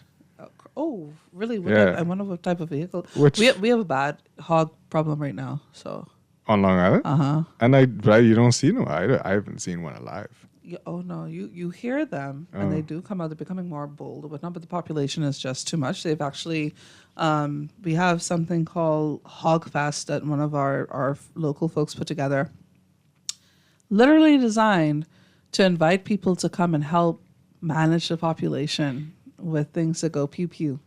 Oh, interesting. Yeah, because they damage the crops, and then they also start terrorizing certain parts. So that part. Interesting. But then, did you see the cows that got loose? They were on Long Island? No, here. Oh, here. Right on Tonic Williams, darling, highway. Somebody was saying, "What in the Texas is happening on the Providence?" Right? And I was like, "What do you mean is going on?" The people they got the record. They recorded it in the comments and whatnot like that. And the cows straight now. I know about the cows because they just get out because they're right by what that roundabout called? Eagle Electric, I think, is on. There's cows somewhere around there. There are cows somewhere around there. Right up. That's a roundabout coming from the sports center, I think. Yeah. Right? Yeah. Cool. Right there. Right through that corner. That's where they be. I don't know who they belong to, but that's where they be. When they're behaving and they get out, they stay there. Last week they were not behaving, Chester. They had at least 4 or 5, and they're pure white, huge cows, like big as a little car. They went on tour. Listen, they was in the middle of the road, and you couldn't do anything about it. The people that drive by, and of course, the children in the car in the video, they were like, oh, "Are those cows? Like, what are those?" Nice. This person, you learn something new every day, and hopefully this is something new that a lot of us are going to learn. And this texter says, St. Paul's Baptist Church members have raccoon stew every year. When? Why haven't they invited us? Listen, anybody from St. Paul's Baptist Church, like, y'all let us know. Fox Hill? Fox Hill? That's Fox Hill. So how come they didn't invite us to have raccoon stew? I used to work in Fox Hill, like legit. Raccoon stew. Yeah, listen, I told you. I'll try anything once, barring certain things, but I think I'll try raccoon stew once. Yeah, maybe. I think for me, it got to be dry, but I still can't get over the mental part of it. Because my folks is I would have to not think about the fact that it's raccoon. Listen, they easy to clean. They's barbecue the boy. All right. Morning blend. That's it, right? This is the last morning blend for 2025. Aww. Look at that. Look how we just finish it off talking about raccoon stew. I mean, listen. If that's what people like, that's what people like. And we learn it now. We know where we can get it stewed. Not just barbecue. Right. And we do want an invitation from St. Paul's Baptist Church when they're having raccoon stew again. You think we get Dwight to go with us? I don't know. But thanks for listening in 2025. And we'll be back in 2026 with more Morning Blend. Up next, Morning Blend Business. Boy, okay. I like that.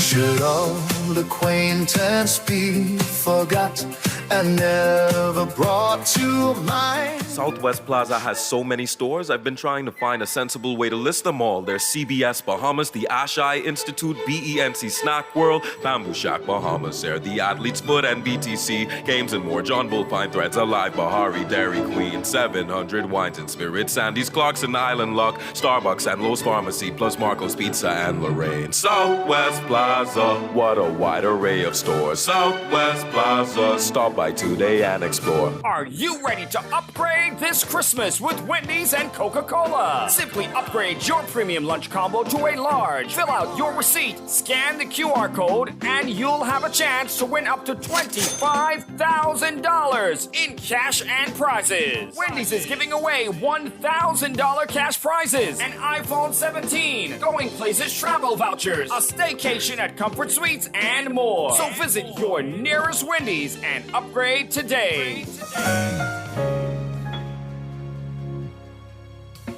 Struggling to find your financial rhythm? Make that move to Fidelity and let us help you orchestrate your financial goals into perfect harmony with free financial coaching sessions. Make that move today. Call 356-7764. Fidelity, we're good for you. You try to rest, but roll with the best. For all your printing needs, there ain't no one better, no. For posters and banners, magazines and flyers. For window decals, greeting cards and newsletters. No job too big and there's no job too small. You name it, we can print it. Just give us a call. Let Print Masters bring your masterpiece to life. Located at the Nassau Guardian Building, telephone 302-2361. Looking for insurance that fits your lifestyle and your budget? At Star General Insurance, we've got you covered. Whether it's motor insurance with flexible options for third-party liability and comprehensive coverage, or commercial insurance products that protect your business, we have choices you can afford. Own a home or renting? Our home insurance products have just what you need. And for the adventurers out there, we offer marine insurance too. Visit our website or social media pages for contact information and quotes. Star General, insurance made simple. Looking for the perfect Sunday outing? The National Art Gallery of the Bahamas is now open and free to all Bahamian citizens and residents. Spend the day admiring the evolution of Bahamian art. Soak in the natural beauty of our art park and take a little piece of culture home with you by browsing our gift shop. Whether you're an art lover or just curious, we've got something here for everyone. Bring your family, your partner, or your friends and let the art inspire you this Sunday and beyond. The National Art Gallery of the Bahamas, our home for Bahamian art. The views and opinions of the hosts and guests are their own and do not necessarily reflect the views of the management and staff of Guardian Radio. Wake up, it's a new day. Wake up, it's a new day.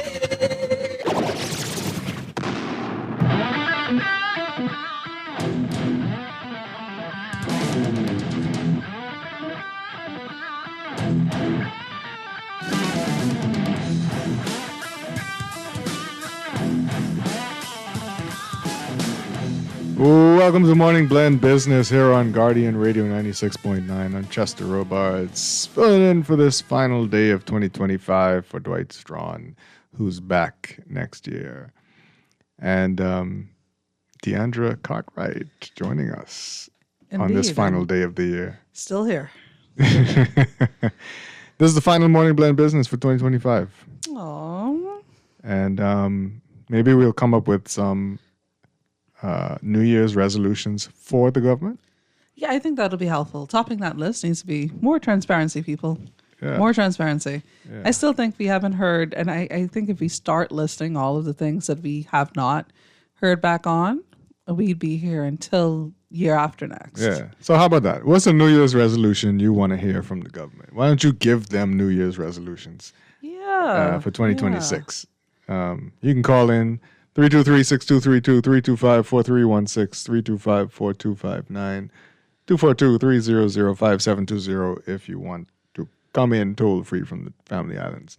And text us on the Guardian Radio text line, 422-GR96. That's 422-4796.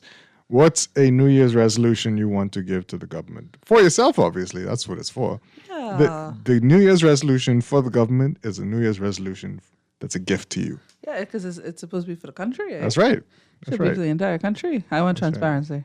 Transparency? Yeah, because there's a number of reports that we haven't gotten. Right. And it's leading the pack.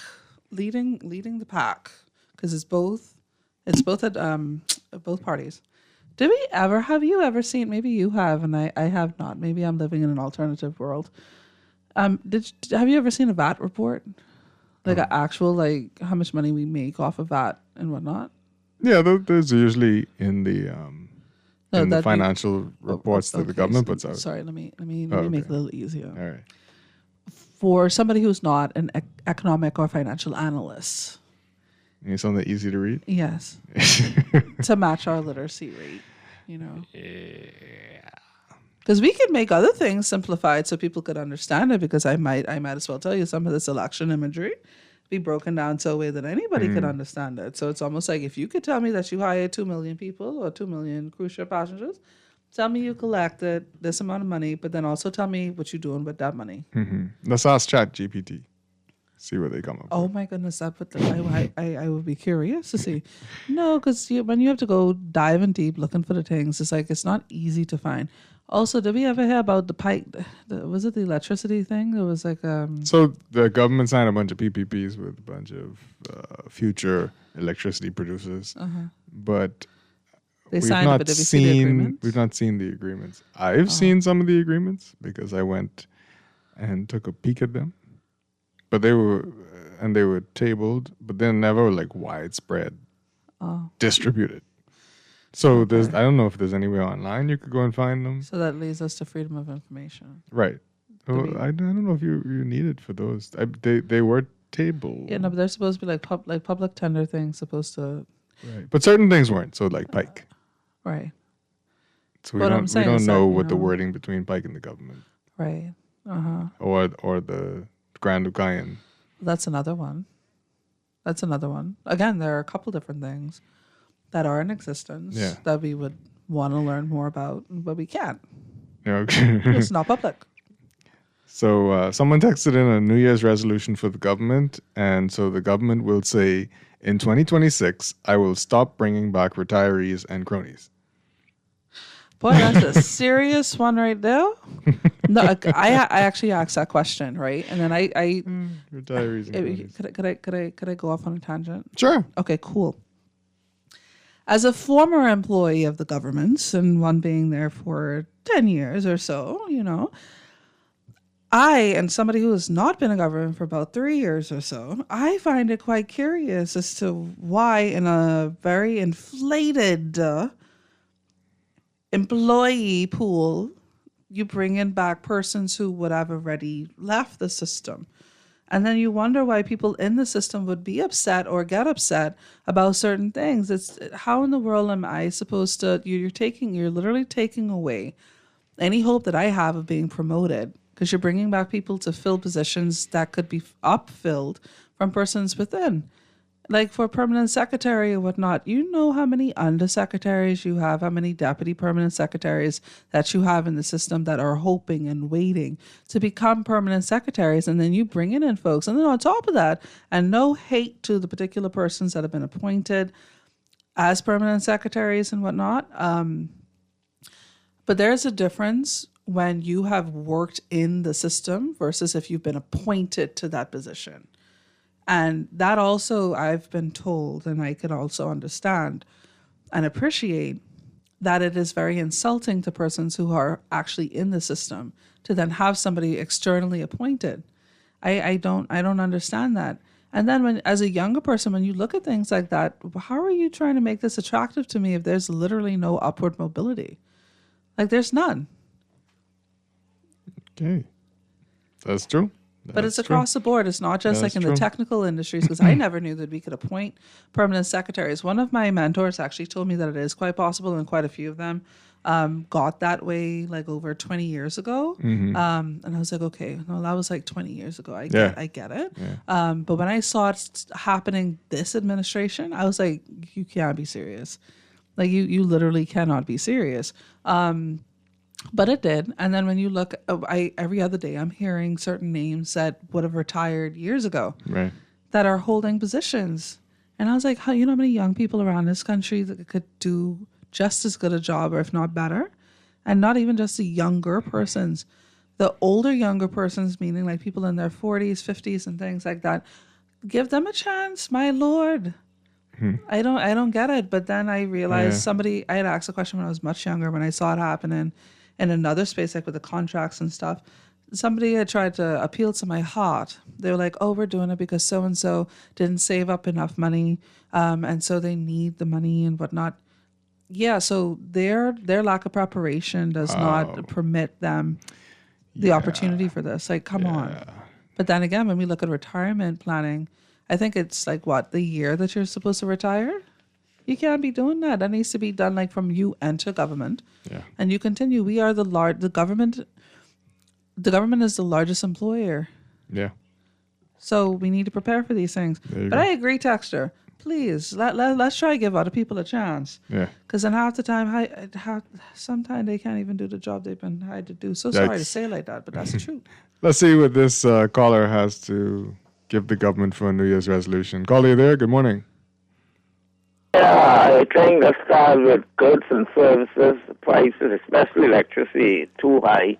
And also, we ain't talking about freedom of information, which we ain't gonna ever get. Yeah, These fellas don't even want to declare. So that's my 5 cents.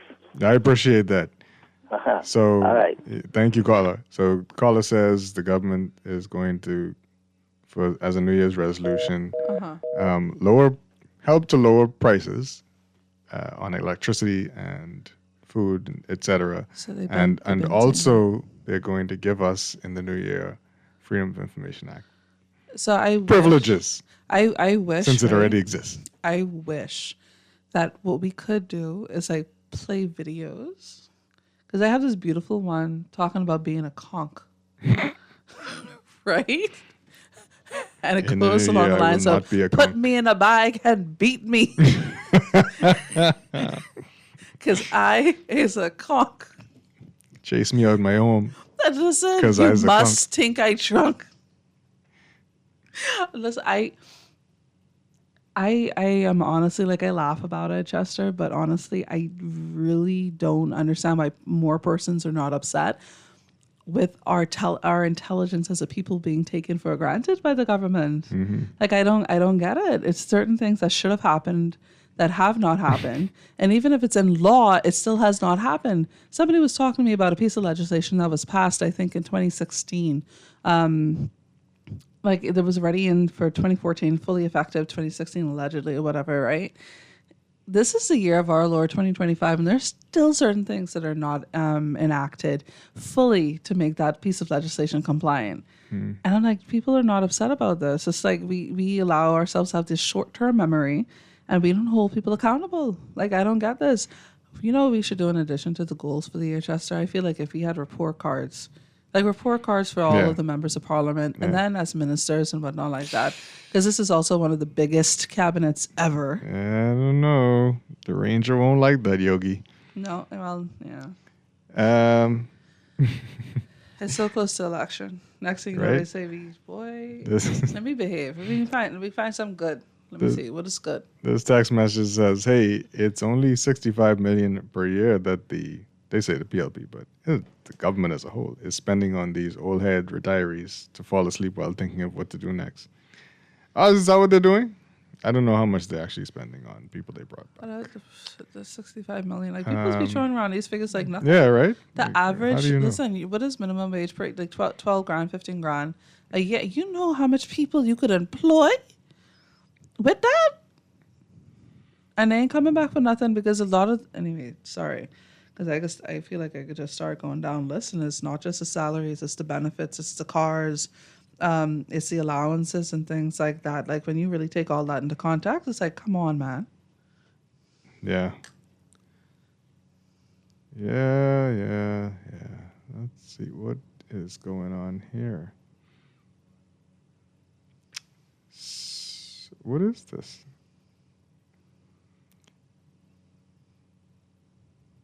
Oh, so how come I didn't know about, WhatsApp messages on this phone here?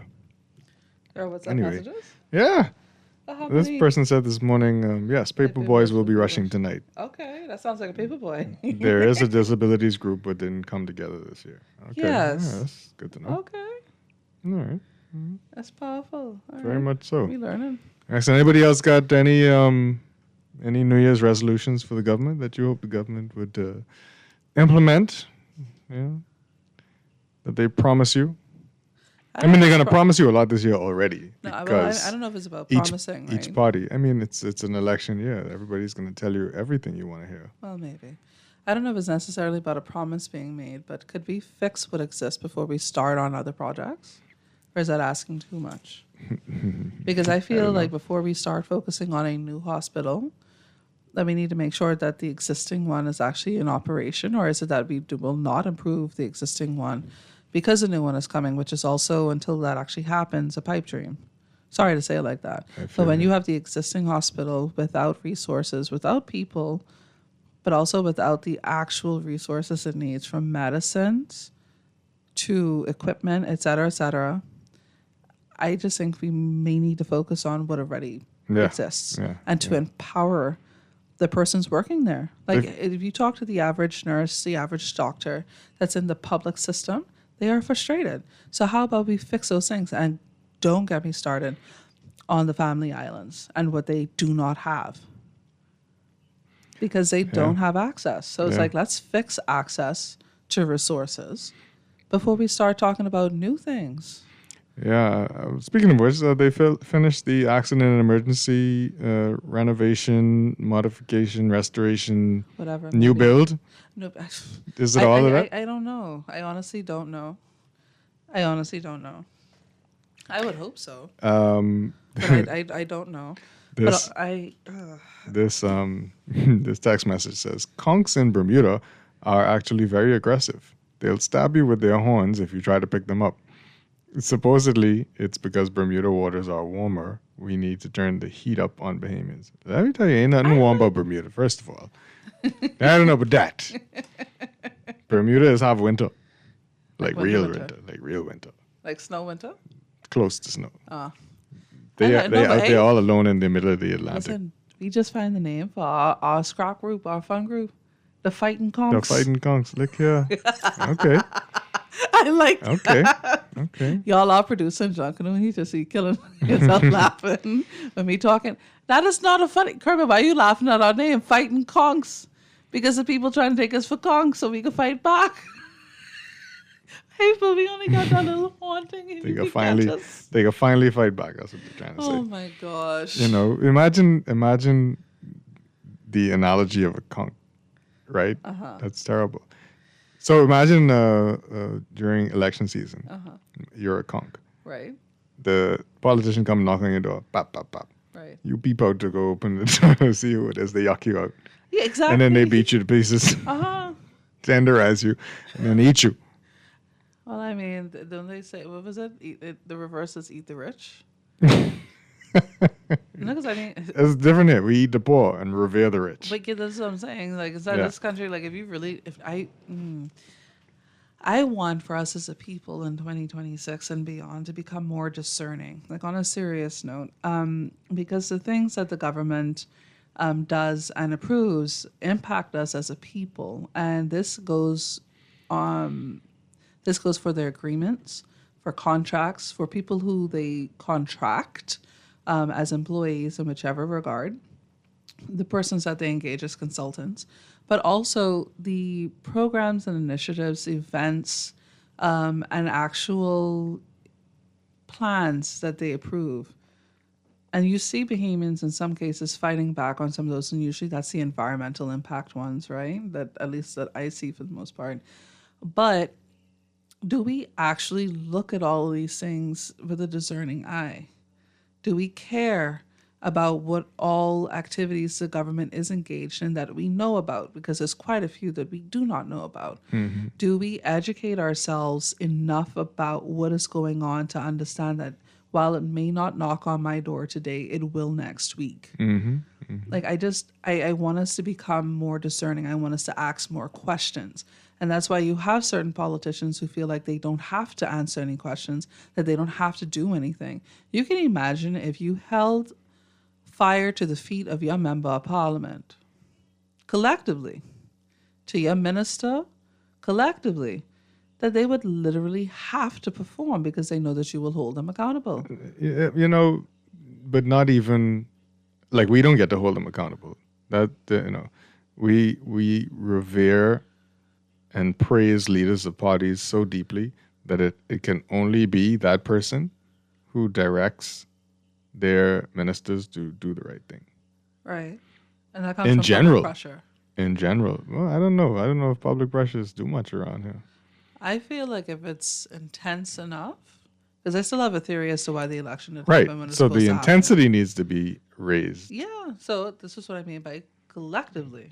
Well, where do you get the collective from? Well, the majority of the population, but they have to actually care. That's what I'm saying. I don't think we collectively and care here we go right back to the problem. Well, we've allowed certain things to happen year after year, administration after administration. We have short-term memory loss, unfortunately, as a people, generally speaking. that we forget half of the things. Like, I think when the next election happens, I think I'm going to do what I had hoped to do this go around, but I was split between countries, so I didn't have the opportunity to do it. But imagine with the manifesto, whatever they call it, their blueprint for change, depending on the party, is if you say, okay, this is what you say you're going to do, use it as a rubric, and then see what you actually do, right? And then everything that you say publicly that you're supposed to do, and then see if you actually do it, and just make that public, like a check and balance system. Yeah. Because none of them do that. And if you were to open up any one of their booklets, it'd be like, oh, that's why we need another term in office. No, you promise these things to do in your 5 years. But if you weren't able to do those in those 5, why did you say it in the first place? Yeah. So you started off wrong. Right. I don't know. Yeah. I think I'll do that this time around. This text message says, imagine if we spent that $65 million per year that was quoted on an AI-enhanced information system that could provide real-time advice for governance and information to citizens. That's interesting. I don't know about AI to give advice to the government and the citizen. Yeah, no, I don't know. AI can't stop changing faces and pictures right now. So Or numbers of fingers on hands. yeah, it's weird. This person says, I wish the Philip Davis administration would dissolve Parliament and not offer any candidates to contest any of the seats. Yes, they are that bad. Okay. I would actually say, and I do sound a little bit morbid this morning on this particular segment, that's not actually a good thing. When you don't have opposition, you need both. It's a balance.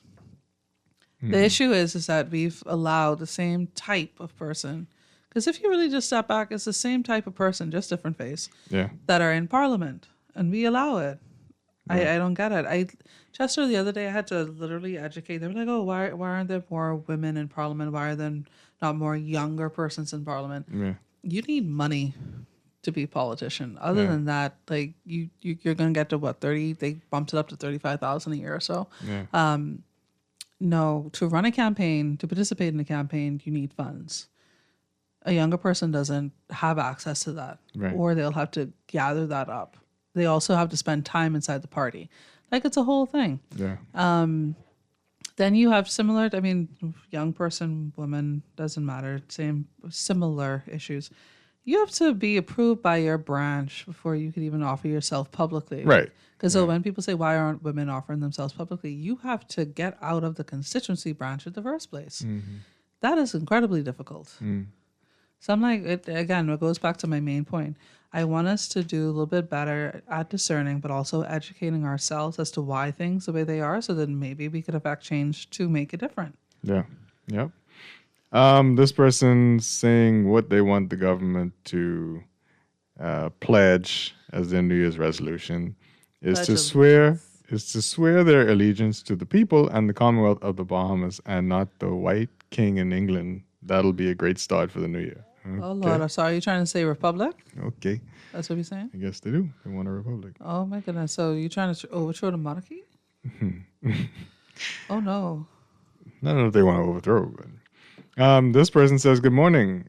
They want the government New Year's resolution to be minimize the amount of red plate vehicles. Also, to have standard government red plate vehicles, not these luxurious Jeeps, etc. Interesting.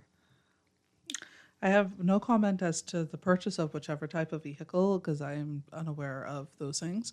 However, I think, but didn't Latre Raming just issue something about government, the red-plated vehicles, and how there's a policy that should be followed, and that all government employees that have been granted use of the vehicle should use them in accordance to that policy, and if they break that policy, then they will be restricted from use, et cetera, and have to repair the vehicle from their own costs, including salary deduction. Yeah. He did, because there was a bad accident or something like that over the weekend, or maybe it was yesterday or the day before. But he just released that. And I was like, but that policy was always in place, but you still have people driving, picking up the little things or whatever it may be inside the good government vehicle, which that happens. But then also, what government business are you doing in the nighttime? I understand it's a perk or whatnot, I do get that it is a perk for some people. But I remember being a child, and I remember Hubert Ingram had issued like an edict of some kind. It was like all government vehicles are to be parked by 5 o'clock. And I just wonder when did we stop doing that? When did we start having government vehicles parked overnight inside people's private properties? Like you say, it's a perk. That sometimes in your actual property. Again, anyway, y'all be carrying on bad. Y'all bull, some of y'all. All right. So this person says morning they want the government New Year's resolution to be that the government would unclog the legal system so that these dilapidated, abandoned buildings and cars can be dealt with. We are being forced to live next to and tolerate these eyesores in our neighborhoods. It's just sheer incompetence. The MP and Environmental Health have been repeatedly notified. Okay. And this person says, for the new year, they want the name of the high-ranking politician. Okay. Hold your breath on that one. This one says, good morning, Shasta and Deandra. I wish the government will call an early general election. I want to see something. I want to see something. So I had a theory. I think I alluded to it earlier, right? As to, I think they was going to call that this year. But I think the union activities kind of put a wrench in their plans. And then they used the by-election as a temperature check. And now they could go ahead and I keep hearing people say that they wanted that they would have called an early election before what though? Because they know they had it in the bag. Why not? Yeah, but also after you bad up Dr. Hubert Minnis for calling an early election, you can call one too. Yeah, because that's hypocrites weird. make the best politicians. That's you know? weird. We'll see when they call it next year. It has to be before September. But who knows? They may stay along the historic lines and try to put it back in May. It'd have to be within a few days of the last election. Yeah, so the last one was September. Yeah.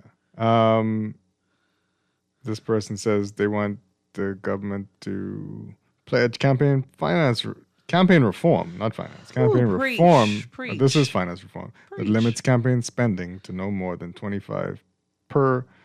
What is that? $25 per voter in your constituency? $25? I get it. I get it. Campaign spending to no. Campaign spending to no more than $25 per voter in the constituency. That still sounds very high. Oh wait, let's see. Average constituency still a lot of money. has I don't how know. many? 7,000, I think, is the biggest, or 8,000. So let's go with 7,000. That's 25 per person. That's 175,000. That's a lot of money. So let's go down to one of the smaller islands, right? Smaller populations. I'll use my own as one. Let's say 3,000 or so, right? Okay. So 25 for 3,000, that's 75,000. So if you actually trying to go home, if you ain't resident there, to Long Island. That still sounds like a lot of money.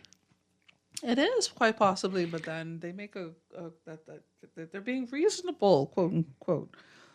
Okay. They also want them to give younger people and women a more balanced opportunity, and it would reveal competence and understanding of the issues we face, and actionable solutions would have to be presented. Man, Texas, you just asking for too much. You know the people ain't want that. Hey, it's a resolution, man. You know, all the resolutions, into the new year ain't get done. So but you gotta put them out there into the atmosphere, right? I feel like you're just being facetious, and I can't take it. Let's take this call.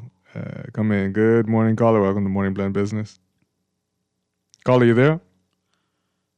No? Okay. Just like the dreams we used to have. That was a New Year's resolution just now. You there? Hello? Feels like a seance.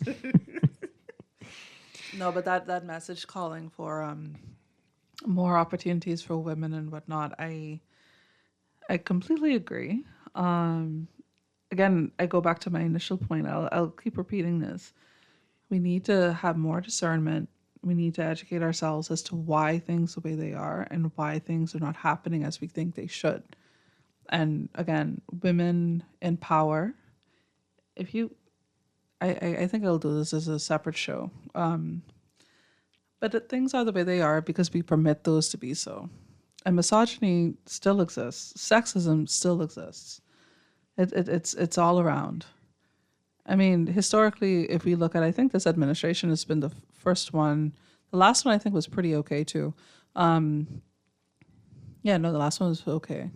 The one before that, maybe not so much, where women ministers were traditionally put in charge of certain types of ministries, like education, social services, things like that, right? But now this one, you have women in charge of other ministries, but it's still not enough, if that makes sense. But also, how are those women treated? Right. What did it take for them to get there? What did it take to keep them there? So it's like it's a lot of moving parts. But y'all want to hold the government. Could we read the end of that last message? I want break that down just a bit. Do what now? Yeah, this one right here. It says actionable steps. What is it right here? Competence and understanding of the issues. How would we grade that? Like, how do you grade that? And actionable solutions. Y'all got to keep in mind, in most cases, people, they don't want to hear from persons who know how to fix the problems because the problems may be benefiting them. That's the challenge. Yeah. Oh, I like this one. Oh, no. Can I read it? Sure. New Year's resolution for the government. Stop wasting the taxpayers' money on trips and false, lavish openings and nothingness. They need to be transparent with all of our spending and declare what amounts all the high-ranking police got after returning them to the force. I need them to declare who is in our country and who is responsible for them being here. Everyone in Long Island know when.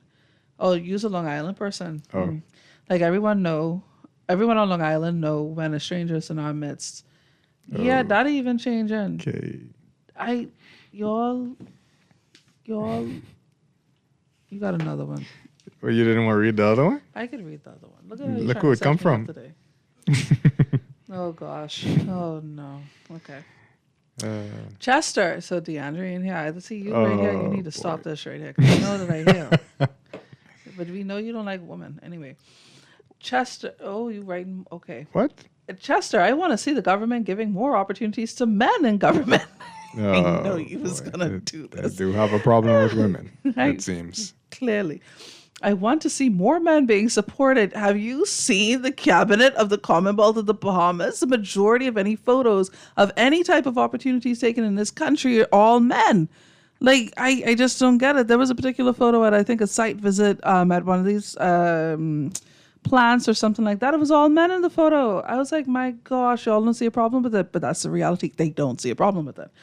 I want to see more men being supported, heard, and valued, given access to mental health care, strong role models, and safe spaces. I think I could agree with you that men need more strong role models. But what does that look like? Ooh. We need to stop wasting money on other things and spend more resources on men. What are the other things you think we wasting our money on? What? I don't understand that because we wasting money on a whole lot of other things. And I know what you're going to say, and I will not read that. You're rude. I did want to comment on something someone said on a show yesterday about the church needing to do more. The church needs to do more. The church. But they seem to kind of mix up the church and church leaders. It seems like they want to hear from church leaders more on certain issues. But the things that I think they were talking about that need to be dealt with have to be dealt with by a bigger population of people. Right. So when you talk about the church, you should speak to specific leaders or specific posts in churches when you talk about the church, and not the church, because we are the church. We, the people, are the church. Right. Right? No, they're talking about the people in charge. They're talking about the people. They must be talking about the people in charge. But the people in charge are put there to, for the most part, get the people who are the church to go out into the community to do these things.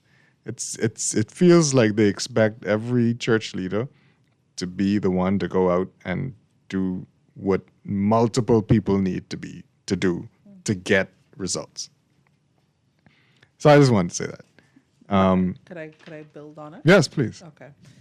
So with regard to the church leaders specifically, I would like for us in 2026 to perhaps not focus on the one or two things that y'all seem not to be able to let go, and to focus on the things that impact the totality of society, because the dedicated energy that is placed by some of our church leaders onto only a few issues that only impact, in your minds, a small amount of persons in the privacy of their homes, whichever it may look like, as opposed to the things that impact the majority of our country.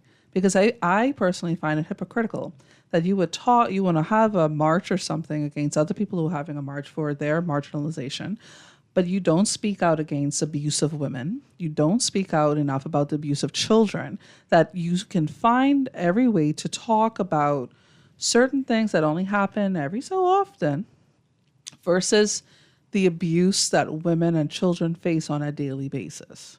I find that hypocritical. I would like to see our church leaders, and I'm speaking specifically about those who issue notices on everything but what they should be doing. I find that interesting. I also find the fact that you don't speak so much about those things because maybe, I ain't gonna say that part because I just realized I could possibly get in trouble for that one. But y'all need to don't do get better. in trouble. Huh? I say, don't get in trouble. I don't want to get in trouble. But I think our church leaders, generally speaking, need to do a better job. We need to speak more about what's happening with our children. Y'all are actually in a position to hold the government accountable. You can imagine if the church leaders actually held the government accountable. That would be a powerful thing. I mean, look at how the impact they had on the referendum. Right. So how about you use that power for good? But then again, when I don't see you speaking up for women and children, I just wonder about why. Why don't you put that same energy there? Okay. This text message says, constitutionally, the election has to be within 90 days of the first meeting of Parliament, which was October 6, 2021. So the last date for an election must occur by January 4th, 2027. The term expires at about midnight on October 5th, 2026. And the PM loses the power to call an election, and it goes to the Governor General to set a date not to exceed the constitutional limits. Very helpful. Thank you. Thank you for that. This person says, Chester, I wish you and your family prosperous New Year's. Strong role model for men, sir. Thank you. The person says, Deandra on church, read Beyond Piety. Sorry? Deandra on church, read. Oh, Deandra on church, read Beyond Piety when devotion lacks direction. Oh. Is C. Allen saying that? No, C. Allen is saying go read the article. Is he? Oh, that must be an article. Oh, yeah. From. I don't know. Okay, we'll figure it out. No, it's about the church situation.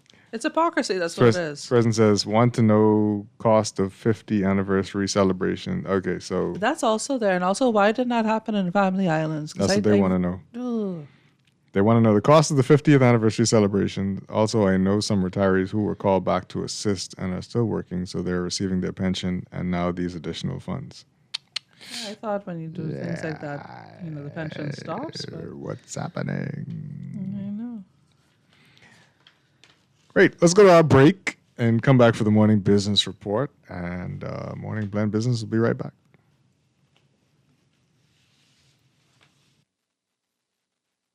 Old acquaintance be forgot, and days of old anxiety.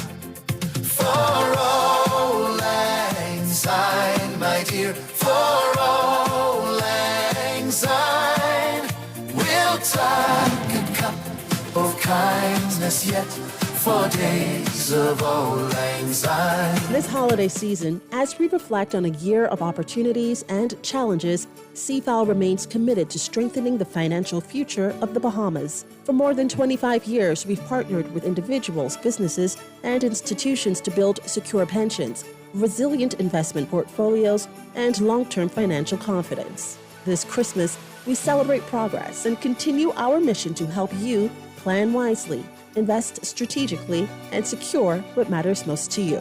CFAL, growing wealth for future generations. Step inside the John Baptiste Jazz Club at Bahamar, where the rhythm of the islands of the Bahamas meets the soul of New Orleans. Every night, the lights dim, the music swells, and the air fills with that unmistakable energy. The kind that makes you close your eyes and just feel. Savor signature cocktails, curated small plates, and live performances from world-class musicians, all in an intimate, artfully designed space where every seat has a story. Whether it's a romantic night out or a spontaneous evening with friends, this is where you want to be. The John Baptiste Jazz Club, only at Bahamar. Reserve your table now at bahamar.com/jazz club or through the Bahamar app, because every evening plays its own tune. Extras. It's built on the essentials: strength, discipline, smart choices. That's why I'm proud to partner with Bahama Health to introduce Essential 300, a comprehensive health insurance plan that's all about covering what truly matters. Essential 300 is Bahama Health's most affordable major medical plan for groups and individuals. It offers access to a specialized network of care with essential benefits like preventative services, because real strength starts with staying healthy. You may not be training for a race, but everyone deserves strong and affordable coverage with Essential 300. With Bahama Health, you can feel good about your health plan and protect what truly matters: your health. For more information, call 396-1350 or visit www.bahamahealth.com. Put more money back in your pocket with a Fidelity debt consolidation loan. Why pay more when you can pay less? Reduce your monthly debt payments down to one low, easy payment. Apply for a Fidelity debt consolidation loan today. Call 356-7764. Fidelity, we're good for you.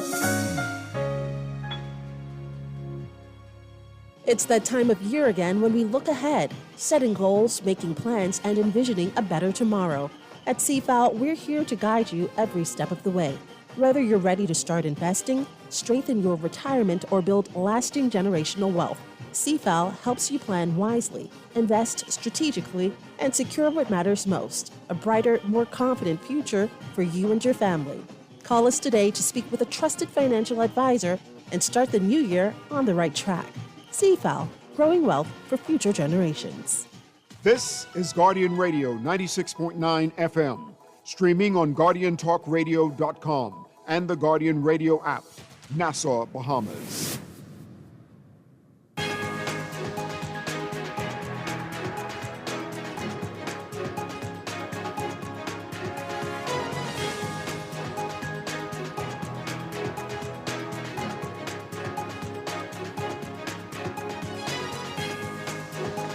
It's time for your morning business report, brought to you by CFAL. The Association of Bahamas Marinas President Peter Morey told Guardian Business yesterday that the decline in marina business and its downstream economic benefits this year is serious and alarming, and is being felt daily by Bahamians who depend on the once vibrant industry. Morey, responding to conflicting social media reports indicating that some marinas have some occupancy, said, quote, individuals posting selective images in an attempt to dismiss claims of decline in maritime hospitality is pure nonsense.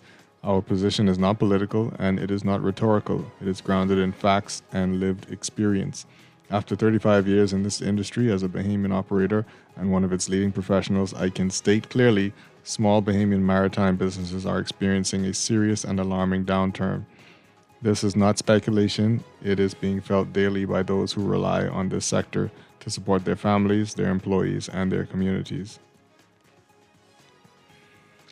And digital payments provider SunCash now has more than 94,000 active digital wallet users and roughly 1,800 businesses using its services, which includes 150 kiosks across the Bahamian archipelago. Suncash Principal and Director Business Development Sean Smith said, quote, "We have 150 kiosks and ATMs throughout the country. That's the real growth. What is exciting for me is that beyond the business, which I think is our goal, is how we could help make the Bahamas a better place in terms of growing the economy and helping those that were not participating in the economy. Because you know what happens when you're not a part of the central economy. So essentially, financial inclusion became the objective for us and to bring in more people. It is a win-win, and that's what we always look forward to." And the Bahamas saw a sharp year-on-year decline in residential property sales in the first half of 2025, a report from Global Property Guide reveals. The report notes that in the first half of 2025, 169 residential property sales were recorded across the Bahamas, which marked a 44.59% year-on-year decline. The report explains, though, that in the second quarter of the year, median days on market decreased to 112, and pending sales moved from 137 to 173.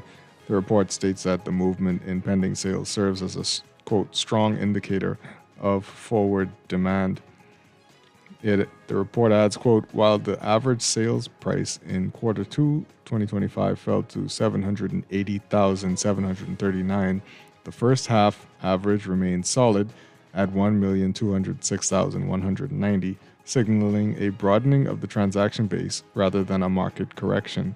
Meanwhile, the median sales price rose on both quarterly and half-year basis, reaching $512,500 in quarter 2 and $600,000 for the first half overall." The report says real estate experts commenting on the market found that while activity slowed, quote, "serious buyers remained active and sellers continued to achieve strong results." Let's take a look at business overseas.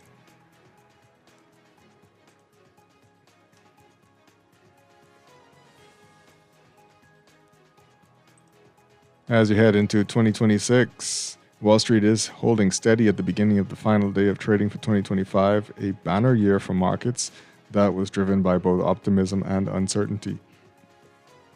The S&P 500 was flat early Wednesday. The Dow Jones Industrial Average slipped 47 points, or 0.1%.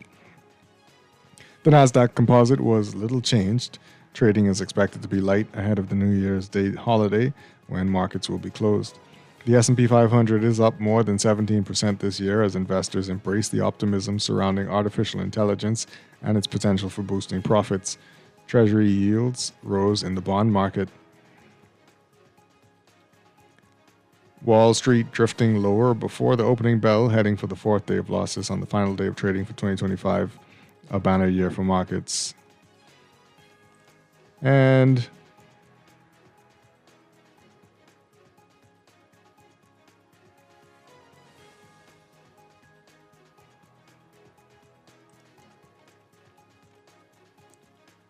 by nearly any measure, 2025 has been a rough year for anyone concerned about freedom of the press. It's likely to be the deadliest year on record for journalists and media workers. The number of assaults on reporters in the U.S. nearly equals the last 3 years combined. The President of the United States berates many who ask him questions, calling one woman piggy, and the ranks of those doing the job continues to thin. It's hard to think of a darker time for journalists. So say many, including Tim Richardson, a former Washington Post reporter and now program director for journalism and disinformation at PEN America. He says, quote, "It's safe to say this assault on the press over the past year has probably been the most aggressive that we've seen in modern times." Worldwide, the 126 media industry people killed in 2025 by early December matched the number of deaths in all of 2024, according to the Committee to Protect Journalists, and last year was a record setter. Israel's bombing of Gaza accounted for 85 of those deaths, 82 of them Palestinians. CEO of the Committee to Protect Journalists, Jody Ginsburg, said, quote, "It's extremely concerning. Unfortunately, it's not just, of course, about the sheer numbers of journalists and media workers killed. It's also about the failure to obtain justice or get accountability for those killings." That's your morning business report brought to you by CFAL, growing wealth for future generations.